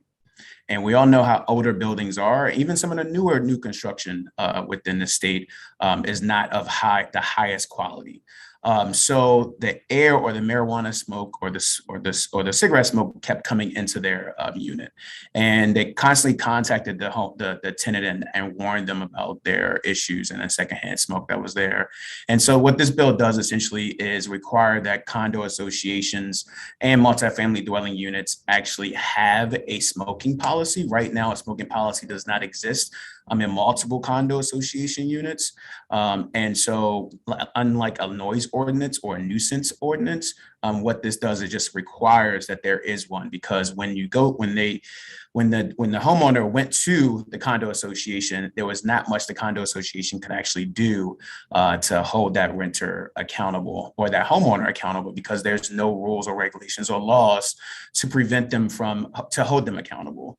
So I urge a favorable report on this bill. I think we should take it very seriously, because this is affecting so many different families from secondhand smoke. And I urge a favorable report on this bill. Thank you, Mr. Chairman. Okay, first let's go to Felicia Brandon. Felicia, welcome to the committee. You have 2 minutes. Thank you, Mr. Chair, members of the committee. My name is Felicia Brandon, and I'm a constituent of District 19. I actually live at Leisure World, by the way. And as a patient advocate for Maryland's rare disease community, I appreciate the opportunity to testify today about the importance of this bill. As you know, while smoking is legal, it is known to be the leading cause of residential fires. For this reason, HUD adopted a smoke-free policy for its properties in 2010. HUD also adopted the policy to protect the health of their employees and residents, which brings me to why I'm here today. I was diagnosed in 2015 with the rare autoimmune diseases, myositis and interstitial lung disease. The doctors and I were optimistic about the illnesses and that they could go into remission within 6 months of my diagnosis. However, secondhand smoke exposure has prolonged my treatment. This past January marked the 7th year of my therapy, which also includes a monthly chemo infusion. I tried to stop my neighbor's secondhand smoke from entering my home, but it drifted like loud noise does. A nuisance, the smoke found its way through every possible portal, the medicine cabinets, air conditioning vents, and so on. If this had been noise, as we've just identified, I could have knocked on my neighbor's door and resolved the matter quickly, but there were no laws to protect my health. Instead, my home became uninhabitable. At times, my lungs became so irritated, I was forced to leave so I can get a breath of fresh air. This exposure increased my chances of morbidity and mortality, and I lost my job because of prolonged treatment. HB 1295 is necessary to protect the health of non-smokers in multi-unit dwellings. I moved here from Los Angeles in October 2019 to receive treatment at Johns Hopkins. However, there's always a threat to my life and other Marylanders without specific policies in place. For this reason, I urge your support. Thank you. Thank you very much. Next, let's turn to Vince McAvoy. Vince, welcome to the committee. You're signed up favorable with amendments. It looks like Vince just joined the waiting room. He's coming in now. Well, let's go to Brianne Shell and we'll link back to Vince. Brianne, I understand you're signed up favorable with amendments. You have 2 minutes. Welcome to the committee. Thank you, Chairman and members of the committee. My name is Brianne Shell. I'm an attorney. I work in public health at the University of Maryland Carey School of Law. I'm here testifying in my individual capacity and as a constituent of District 46 in Baltimore City in support of House Bill 1295 with amendments. I have 3 quick points I'd like to share. So first, As you know, secondhand smoke at any level of exposure is dangerous to the health of adults and children and easily drifts from one apartment or condo to the next, even with air purifiers and filters in place. Families in multi-unit housing who experience secondhand smoke drift are currently able to pursue common law claims against their smoking neighbors and against their landlords, including nuisance and warranty of habitability claims. Although these have not yet seen success in Maryland, this bill should be amended to include language explicitly preserving the availability of these claims, regardless of whether a policy adopted in accordance with this bill allows smoking. Second, this bill should include a provision preserving the power of local governments to enact more stringent measures as they see fit. The inclusion of express anti-preemption language would be consistent in both letter and spirit with the anti-preemption language adopted in Maryland's Clean Indoor Air Act. These and another technical amendment are discussed in more detail in my written testimony. Now, finally, smoking policy disclosure laws like this one have been adopted in 2 states and a handful of municipalities. So far, they do show some evidence of increasing property owner education about the danger of smoking to residents and to their properties, increasing the likelihood that property owners will adopt smoke-free policies, and increasing transparency for individuals who are considering their housing options. So for these reasons, I ask for a favorable report with amendments on House Bill 1295, and I'm happy to answer any questions. Okay, is Vince McAvoy with us? Yes, thank you so much, Chair. Appreciate it. I'm just going to keep it brief. What brought this to my attention was a report when DC legalized weed, and there was a 9-year-old who was suffering with asthma on the porch, and no accommodation was made. Every accommodation was made for the drug user, none for this poor 9-year-old girl who had asthma. So I just want to say me too to what Brianne just said. I think that's awesome. The issue that we need is to have some teeth, not just saying that, yes, we've established protocol, but simply that think about this in terms of people who are having to walk by each other every day. Think of how uncomfortable it's going to be. And then the retort being, well, it's legal, or it's not bothering you, or, you know, I'll just smoke after the kid goes to bed or something. I just don't think that we should have this level of effort put toward saying, yes, there's a problem, but not having any teeth behind it. So I'll just say me too. I thank you very much. Okay, before I recognize Delegate Healy, Brianne, what was your amendment? So I proposed 3. The first one would preserve the ability of residents to bring common law claims. They currently are available to residents of Maryland in multifamily housing, but they have not been successful. They are just nice to have there in case they're needed. So since this bill requires multi-unit housing owners and landlords to adopt a policy, I just wanted to make sure that if the policy says smoking is allowed, that the residents are still able to bring these common law claims like nuisance and warranty of habitability. The second amendment was an anti-preemption, just adding some anti-preemption language, which is, I borrowed language from the Maryland Clean Indoor Air Act to use there. And then there was a technical amendment I didn't mention in my testimony, but it was Maryland law currently prohibits landlords from prohibiting medical marijuana users from using vaporized cannabis. So it's not combusted, but vaporized. And so I just added a provision in there to reference that section of the code. And I submitted the amendments with my written testimony. Okay, terrific. Thank you very much. First question goes to no one. Somebody had their hand up and they took it down. Yeah, Mr. Chairman, I saw that Delegate Haley had her hand up, but oh, never mind. Delegate Lehman has her hand up. Go ahead, Mary. So, Mr. Chairman, this, first of all, I do have a question for the bill sponsor. I'm not clear on the primary purpose is to address tobacco smoke. Is the bill as drafted silent right now on cannabis, either medical, well, or I guess medical, since recreational is not yet legal? It does say weed smoke in here. We can add language in there that identifies cannabis itself, but it's to alleviate the nearby neighbor from any smoking that comes from any type of smoke into their homes. And this doesn't, let me just say this, because I think the opposition is going to say that, we put this bill in to prevent people from their right to smoke in their own home. That's not true. What we're doing here is saying that common ownership communities have to come together to produce an actual policy, smoking policy, which does not exist in multiple multifamily dwelling units policies.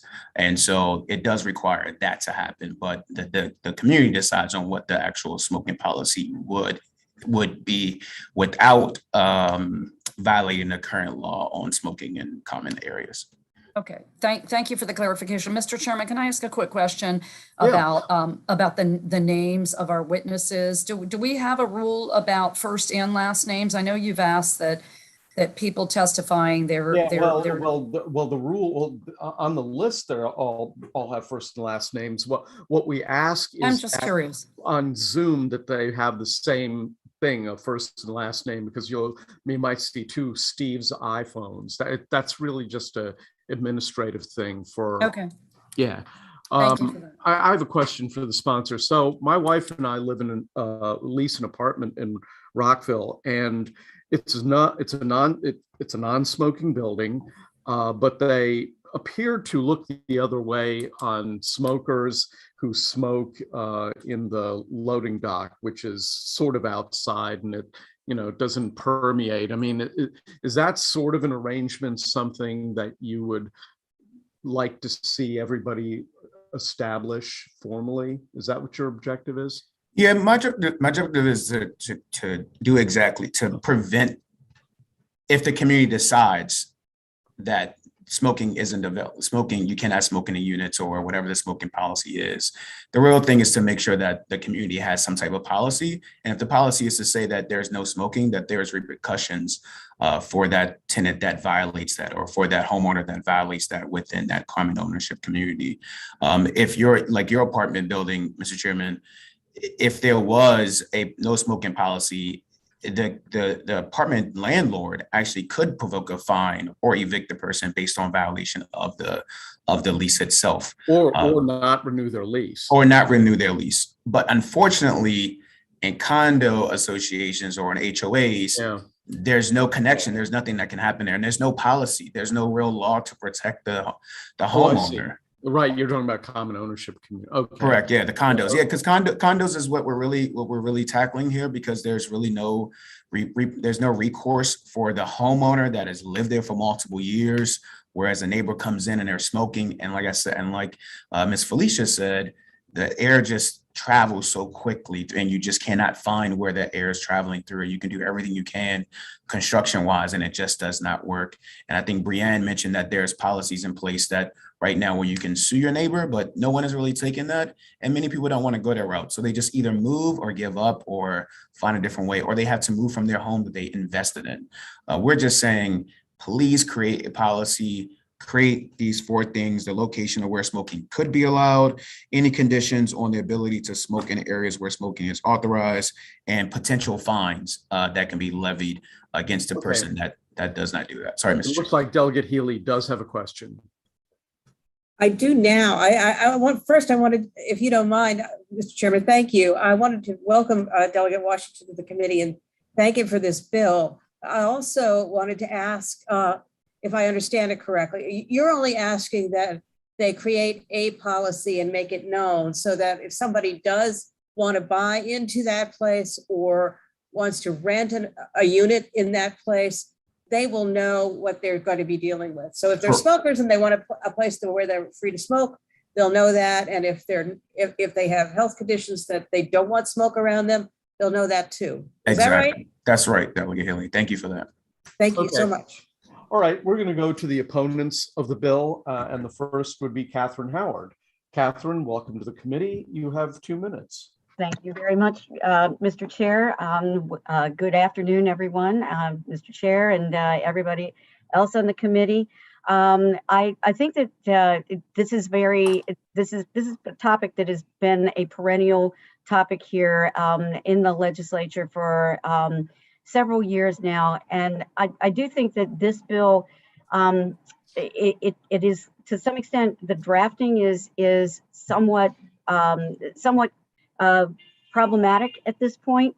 I think that Delegate Washington in his is trying to really reach out to the condominium communities, and I think that is a laudable goal. But I think that it is true that in rental property, first of all, enforcement is very difficult in rental properties. It's very hard to pinpoint where some of these things can be coming from.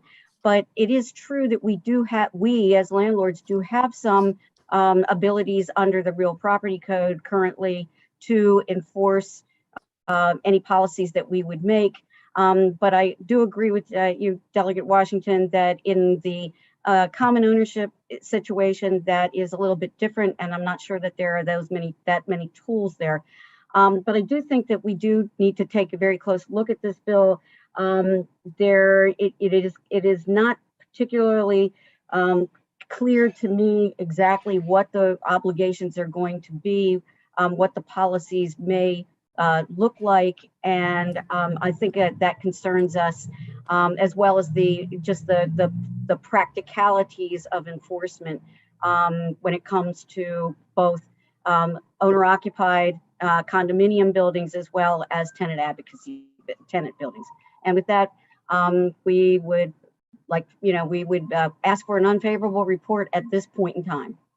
Okay, next up, Aaron Greenfield. Aaron, you have 2 minutes. Yeah, thank you, Mr. Chairman, members of the committee, and Aaron Greenfield on behalf of the Maryland Multi-Housing Association, and would echo Kathy's comments and have sort of a light opposition to this in many ways.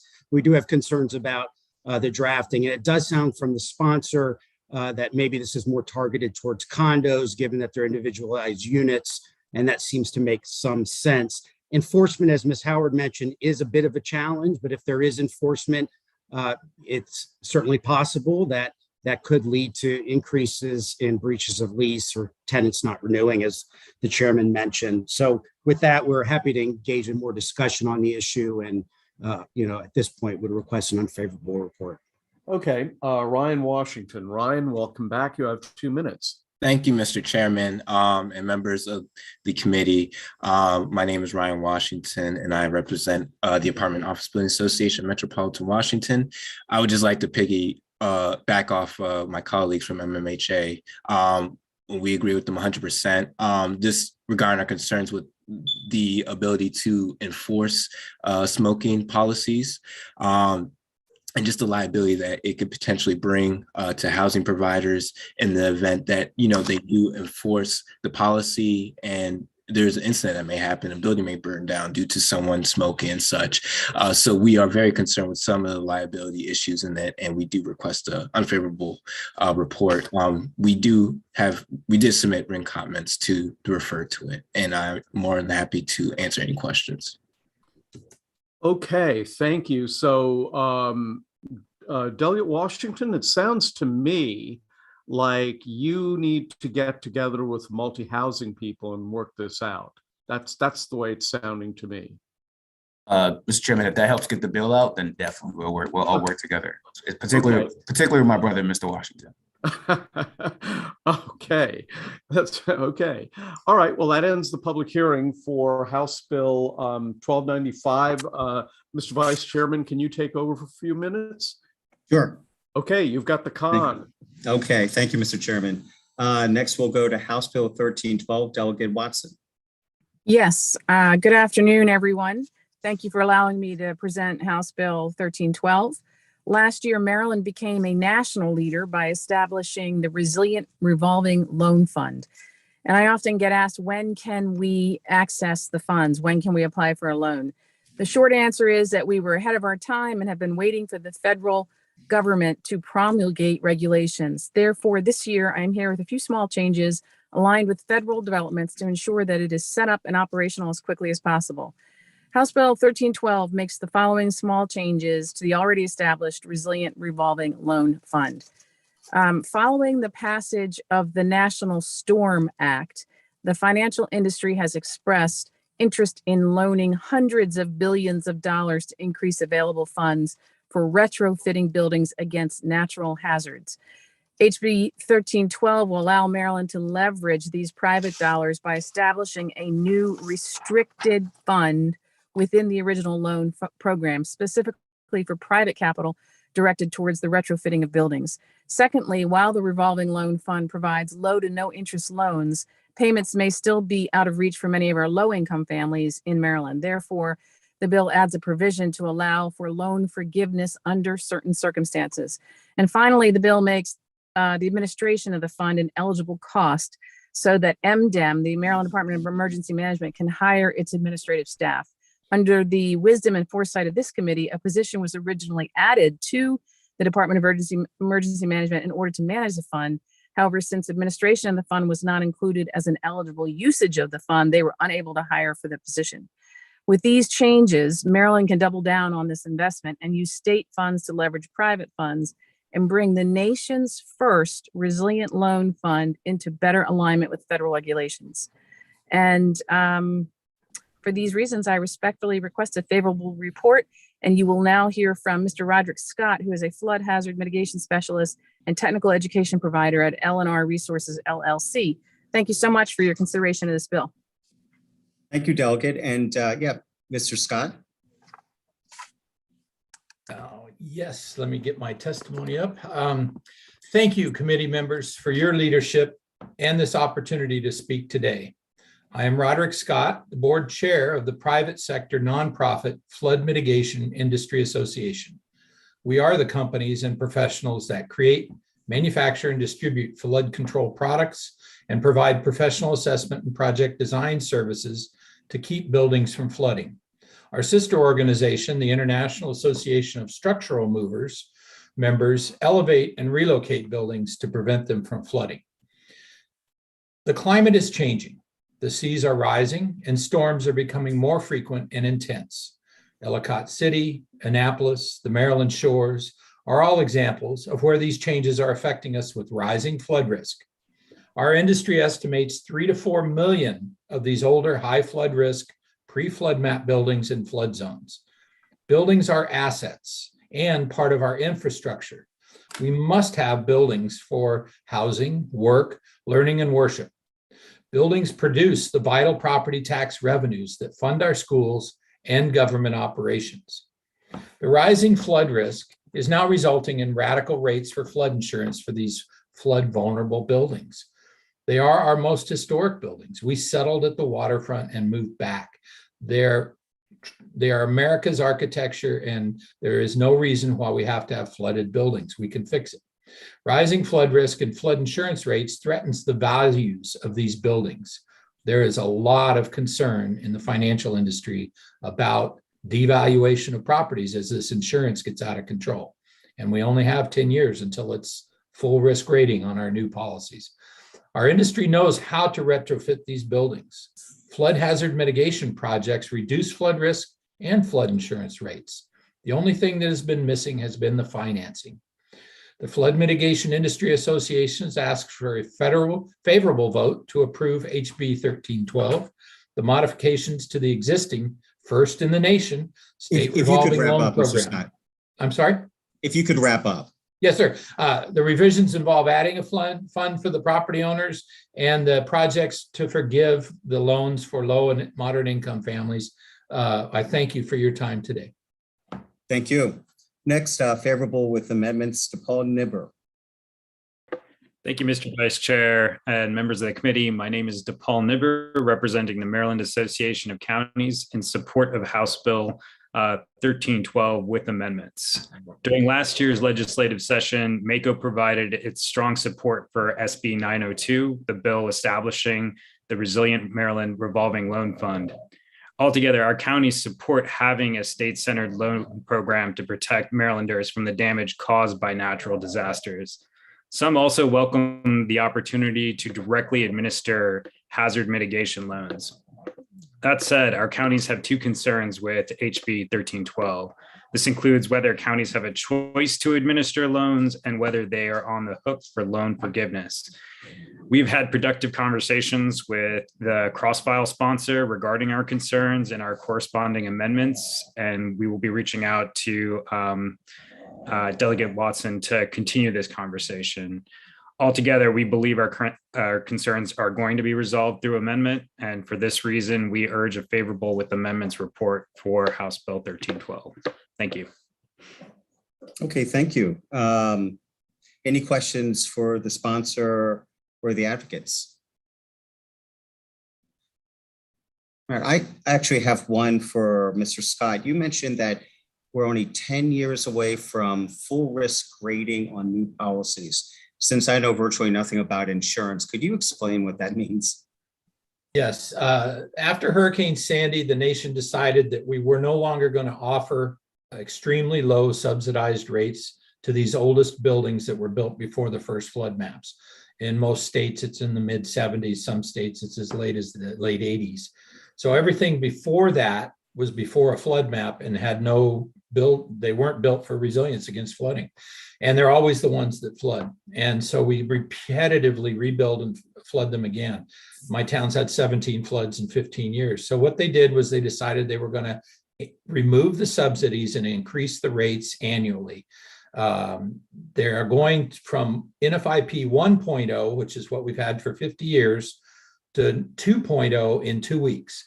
And they are going to raise the rates on these old buildings. Currently, they're about 12%. They're going to raise the rates at 18%, which really only gives it 6 or 8 years. We think that there's going to be a bunch of pushback from the citizens and from the people of this country to this new program because they really haven't tested it and it's going to roll out. We think there's going to be some major hiccups at FEMA because they just haven't tested this well enough. But basically, I have buildings that are sitting on the ground in the velocity zone, the V zone, which is the worst place right up against the water, that are currently paying $20,000 a year, and they're going to $45,000 a year. There are many homeowners who are 4 feet below what the map says they should be at, are going to be paying almost $9,000 a year when these subsidies are removed. It's going to make them unaffordable. They're going to lose their values. Then our revenues drop, and we won't have the cost benefit of the property values to do these larger federal projects like Corps of Engineers and things like that. Does that kind of explain it? Yes, yes, very helpful. Thank you. So, Mr. Chairman, we're good with HB 1312. Right. So I guess next up is DePaul Nibber. No, he just testified. Oh, I'm sorry. All right. So we went out of. Oh, okay. So who's the next person to testify? I think we're done. I'm sorry. I had a Okay. question for Mr. Scott. That's why he was speaking.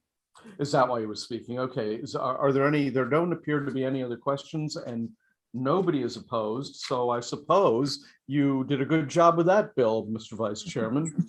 Let's go to House Bill 1328. Thank you very much, Courtney. You're welcome. Okay, House Bill 1328, Delegate Hornberger. Thank you, Mr. Chair. Pleasure to be with the committee again. Before you, I have House Bill 1328, which sets out to protect our most precious resource here in Maryland, our drinking water. The title of this bill, Counties and Municipalities Water Transfer Fee. This is a statewide bill, and it is parroted after the language that is currently used by the Susquehanna River Basin Commission, which, as you know, is a multi-state chartered by Congress organization to protect the Susquehanna River Basin. And we've been working with them along with MDE to put forward this bill. And all it does is it gives the counties and the municipalities the ability to charge for any water that is taken out of the watershed. And why that's so important is because there are environmental risks that go along with that. And we need to make sure that we offset those with some sort of revenue stream. The bill is supported by MACO, and I'd love to take any questions. Thank you. Okay, well, nobody else has signed up to testify for or against the bill. So yeah, are there any questions for the sponsor? Well, I have a question. Oh, wait a minute. No, Regina. Go ahead, Regina. Mr. Chairman, go ahead. I'll go after you. No, really, I insist. Sure, yes, okay. So thank you, Delegate Hornberger. I see that the Cecil County Chamber of Commerce has position is unfavorable. Can you talk a little bit about that? I believe if you look at their letter that they took a no position, no action stance, which I'm not real certain what that means, but they did not take a position on the bill. They've expressed concern and it says take no action, legal position, take no action. Yeah, I'm not real certain what that means, but they didn't do a favorable or unfavorable. So that's why I'm a little confused by that. Maybe it's somebody who used to work for the administration in opinion drafting. Maybe. Yeah, but this, keep in mind, this is a statewide bill. We want to protect our resources. So maybe we get some more clarity from them after the bill hearing. Well, Delegate, is there? It seems clear to me. Delegate, is there a specific situation or problem that you have in mind here?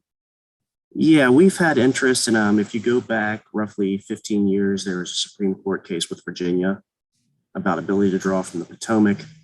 We're having similar interest in the Susquehanna River Basin, specifically Cecil County, about exporting our water into other states with no recourse for us to capture any revenue, as well as environmental damage that may be incurred as a result. So. Okay. Sounds like an interesting conversation for our subcommittee. There appear to be, Delegate Healy has a question. Yep.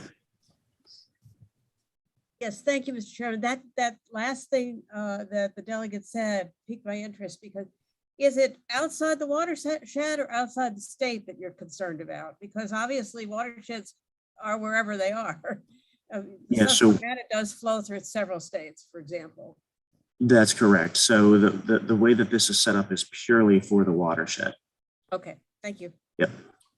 Delegate Ruth has a question. Thank you. I'm sorry. It was just a technical question. When you say exporting, you just mean, how does that, I mean, are you talking about like it's diverted with pipes or actually exported? Yes. Okay. So in an environmentally sound plan, you would draw water, whether it be surface or artesian. You would utilize that water for domestic purposes. You'd give that to a household. That household would return it to a sewage treatment plant, and that treatment plant would expel the water back into the watershed. That is how water treatment is supposed to happen.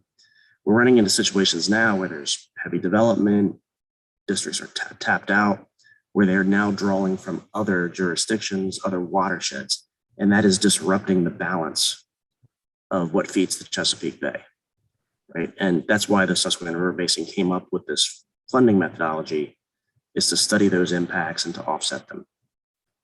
Thank you so much. Yep, great question. Okay, there appear to be no further questions for this bill. Thank you very much, Delegate Hornberger. We will proceed to Delegate 1330, the 80th bill, the 1330th bill from Delegate Stewart. Mr. Chairman, yeah, for those keeping score at home, I'm sitting at 12 ENT bills. I believe the Vice Chair has 12, and Delegate Holmes is slouching at only 11. So yes, but his are impenetrably dense and impossible to understand. So that's fair. This is impenetrably easy to understand, Mr. Chair. Okay. So thank you to the Vice Chair. Thank you, obviously, to Delegate Silverti and the other rugged members of this committee. For the record, I'm Delegate Vaughn Stewart, and this is House Bill 1330, the More Homes for Marylanders Act.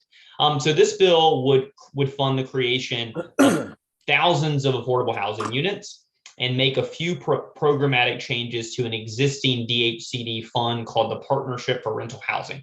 You'll notice that there is no opposition to the bill. Instead, there is support, albeit some with a sponsor amendment, from a wide variety of groups, from the builders to public housing authorities and from the realtors to affordable housing developers.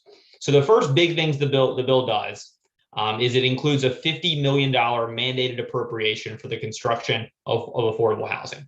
We heard authoritative testimony last week from the minority leader who said that some mandated appropriations are okay.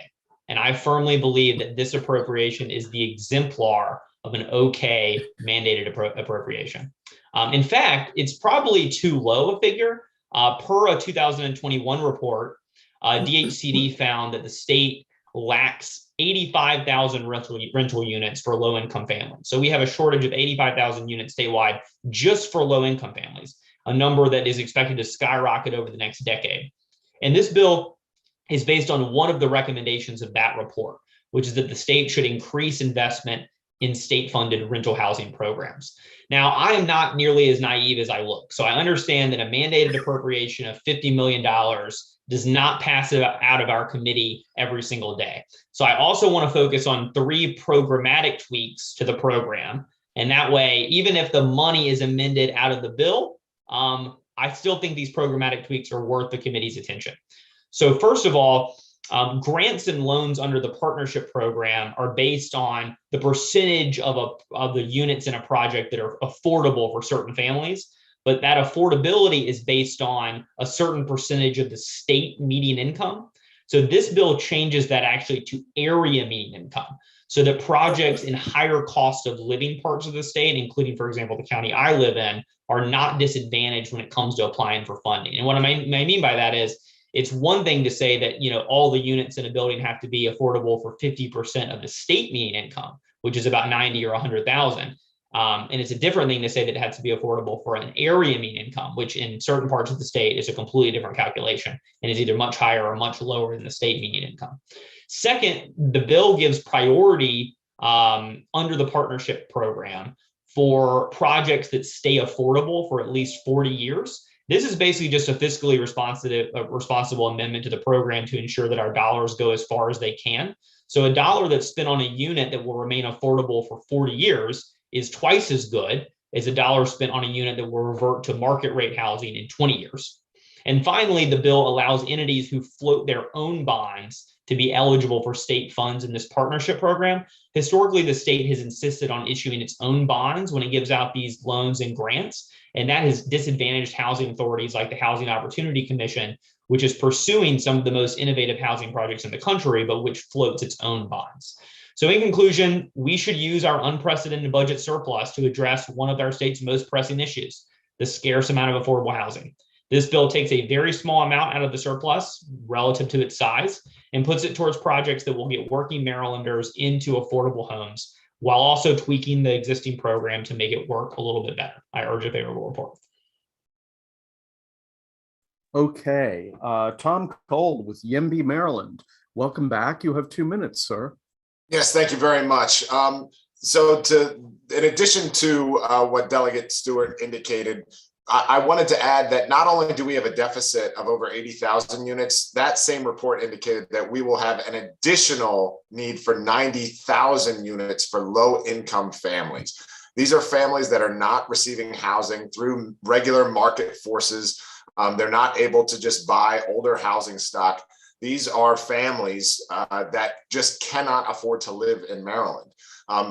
Many of us say that housing is a human right, yet it is still not a government entitlement. A recent study indicated that less than 1 in 4 low-income families receive housing assistance. So the state is going to have to participate in the housing crisis. It is going to have to play an active role and not just let market forces take over. And with regard to the $50 million, I think we need to put this money to our housing authority. But I think the programmatic tweaks that Delegate Stewart is proposing are also very important. In addition to YIMBY, Maryland, I'm also on the board for the Baltimore Regional Housing Partnership, which is Maryland's primary housing voucher entity. And the families that we're working with are trying to move into areas like Howard County, Prince George's County, Montgomery County, and areas that have high area median income. And so we need to make sure that our housing laws and our housing authorities and the dedication of our housing funds match what we're seeing, what HUD is already examining in terms of area median income. So we strongly urge a favorable report on this, and we hope that this is the beginning of even more investment by the state in building affordable housing, because all of our reports are indicating that it is bad, but it is only going to get worse. Thank you. Okay. Okay. Thank you very much. Paul Williams, are you with us?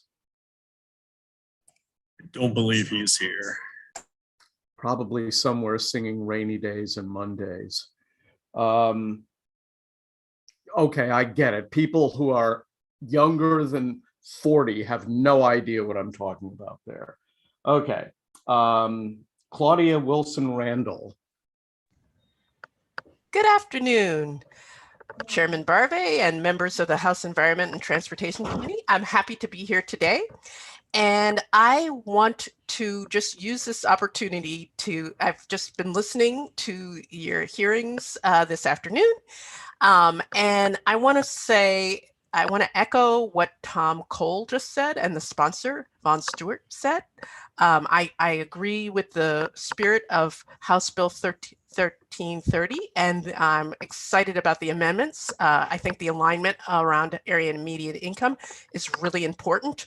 And I just want to also emphasize who needs affordable housing in the state of Maryland. And I just don't think that affordable housing in itself is a bad word. And I think we all have people in our families, in our offices, as we drive to work every day and interact, we are all connected. And if this pandemic has not raised that issue up for all of us, I don't know what will. Your X-ray technician, the person who helped your child read at school, your Iraq War and Afghanistan veterans, if you have your aunt or uncle who may have been divorced or widowed in your family, people with disabilities, elderly people. I know the governor has emphasized the need for tax relief for older people in Maryland. I just want to say poor folks, elderly people also need relief and need support. An increasing number will need affordable housing over the next 10 years throughout the state as the state elderly population grows. So these are all folks that need affordable housing. And we want a state with opportunity. We are among the 5 most wealthiest states in the country. And this bill, I just, we have got to go towards a higher bar and a higher North Star. I would say that the state over the next 5 years needs to invest $600 million in affordable housing. We need to aggressively invest in this area. The market is not going to magically solve this problem. And I agree with the spirit of the House Bill 1330. I hope for your favorable report with the amendments as described by Delegate Stewart.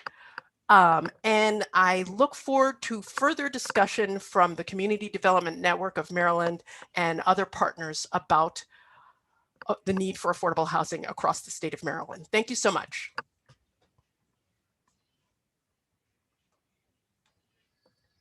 You're muted. Okay, thank you for calling me out on that one.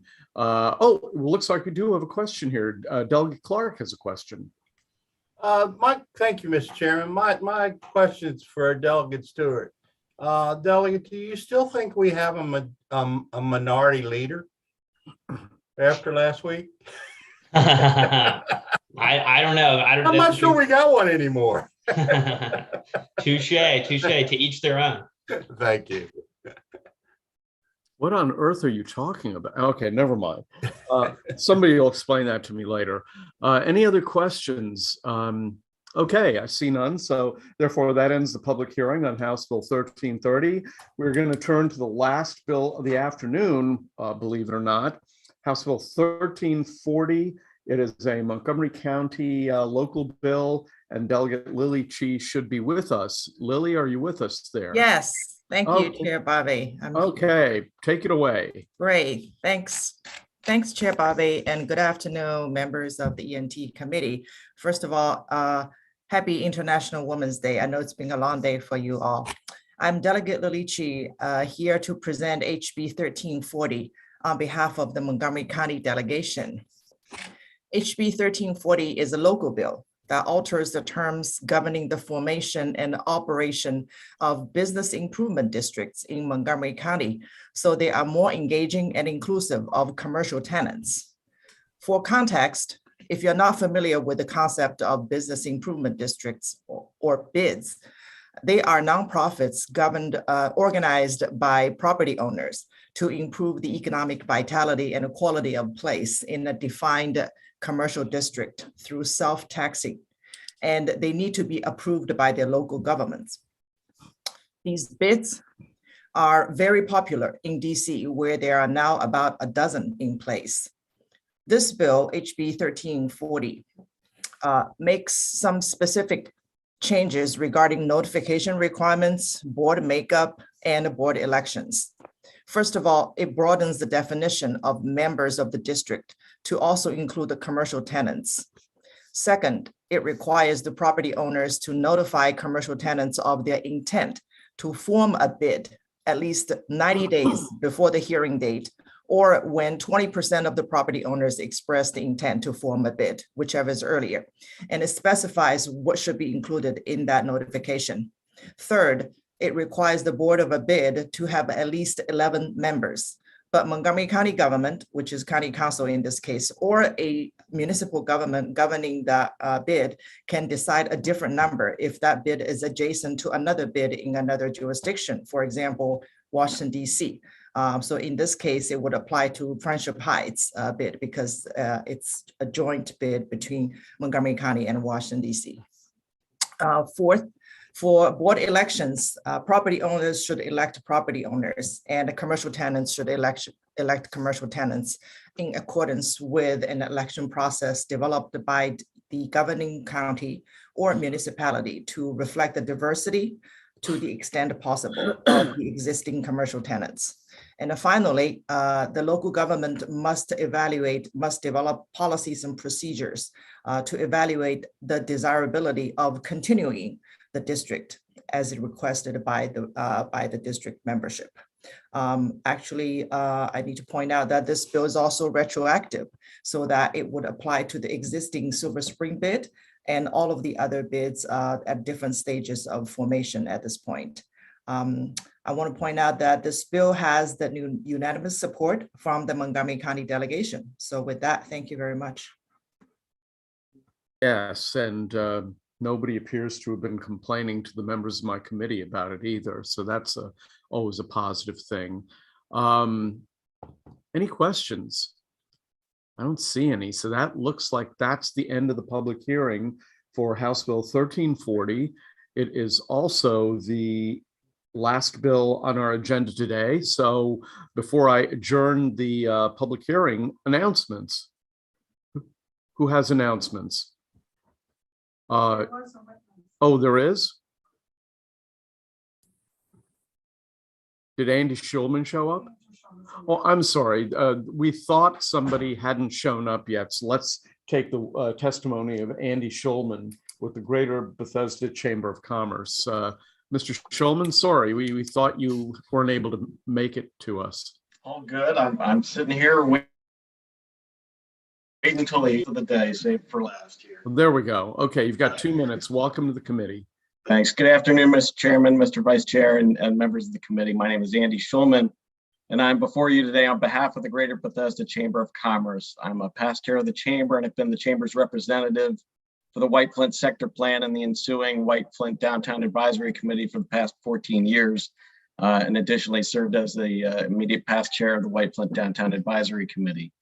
The chamber strongly supports House Bill 1340, which includes several amendments to the 2017 Business Improvement District enabling legislation that the chamber also supported. The current amendments primarily provide for greater involvement of commercial tenants in the selection of commercial tenant board members and advance notification to tenants of intent to establish an improvement district by property owners. The bill also addresses the very important concerns of the Friendship Heights Alliance, which currently seeks to create a bi-jurisdictional bid between Montgomery County and the District of Columbia. This current version also ensures that the ability to create a bid in North Bethesda and other places throughout the county remains attainable. We greatly appreciated participating in the work sessions that resulted in this bill before you, along with many other local stakeholders, including WIFDAC, Friends of White Flint, Friendship Heights Alliance, and several property owners. Thank you for the opportunity to express the Chamber's support for HB 1340. And I'd like to thank the Montgomery County delegation for the thoughtful amendments to this bill. The Chamber supports a favorable vote. Thank you, Mr. Chairman. Okay, we have a question from Delegate Healy. Delegate Healy? Thank you very much. I worked very closely on the original legislation that created the enabling legislation that I know that Montgomery County was very enthusiastic about. And I just wanted to ask about this bill and how it affects some of the things that people talked about at that time. It may or may not still be relevant, but one of the concerns at the time was that a few property owners could impose fees and charges in that district on other business owners that maybe they couldn't afford, or they wouldn't have any kind of enough say about how it was done. And there were percentages of how many property owners and how many businesses would need to be on board before they could create it. Is that different under this bill? If I may start, and Andy, please feel free to chime in. So this bill does not touch that aspect of that operation, but this bill definitely enhances the tenant voice so that they would have a say if there are any fees to be collected. But I want to point out that the whole spirit of these bids is the property owners joining hands by saying, we want to reduce vacancy, we want to improve vitality, we want to attract more tenants and all of that, right? So like in DC, they would plant flower beds and the benches and all of those things to improve the whole well-being of the area. But with the tenant now being able to serve on the board and having their own ability to elect themselves, they will have a much greater say on anything that's to be charged to them. Thank you very much. All righty then. David Frazier Hidalgo has a question. I'll be quick, Mr. Chair. Andy, it's good to see you. Delegate Shea, it's great to have you here. Just very quickly, and maybe this is more of an Andy question, what is the current commercial occupancy rate in Montgomery County? David, I would be guessing at the moment. I don't have that in front of me exactly. I would just be guessing. Okay, well, could you guess this? Good, bad, or indifferent? There's a great bit of difference depending on, what submarket you're talking about. Okay. Up where you and I live is a little bit different than downtown Bethesda. All right, thank you. Thank you. It's good to see you. And office and retail are very different too. Yeah. Agreed, yes. Yeah, I was really referring to the office, but thank you both very much. Would it be fair to say it's not great? Again, it depends on the market, and it depends on the type of product you're talking about. All righty. Thank you.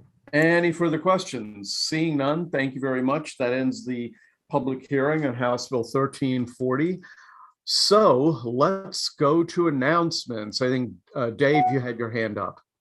I do, Mr. Chair.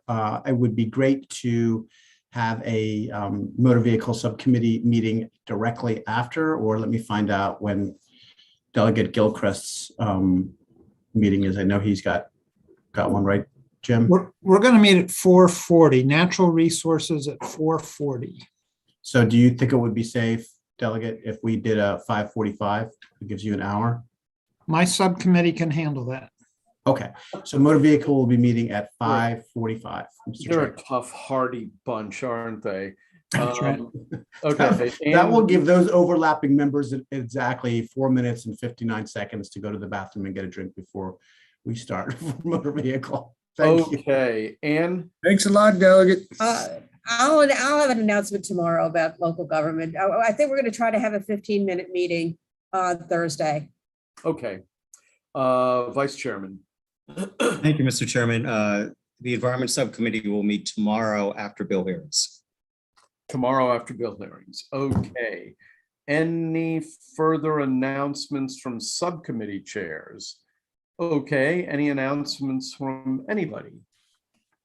All righty then. Well, in that case, it's probably, if you get a chance, walk around out there. It's not freezing. So have a good afternoon, and I will see you bright-eyed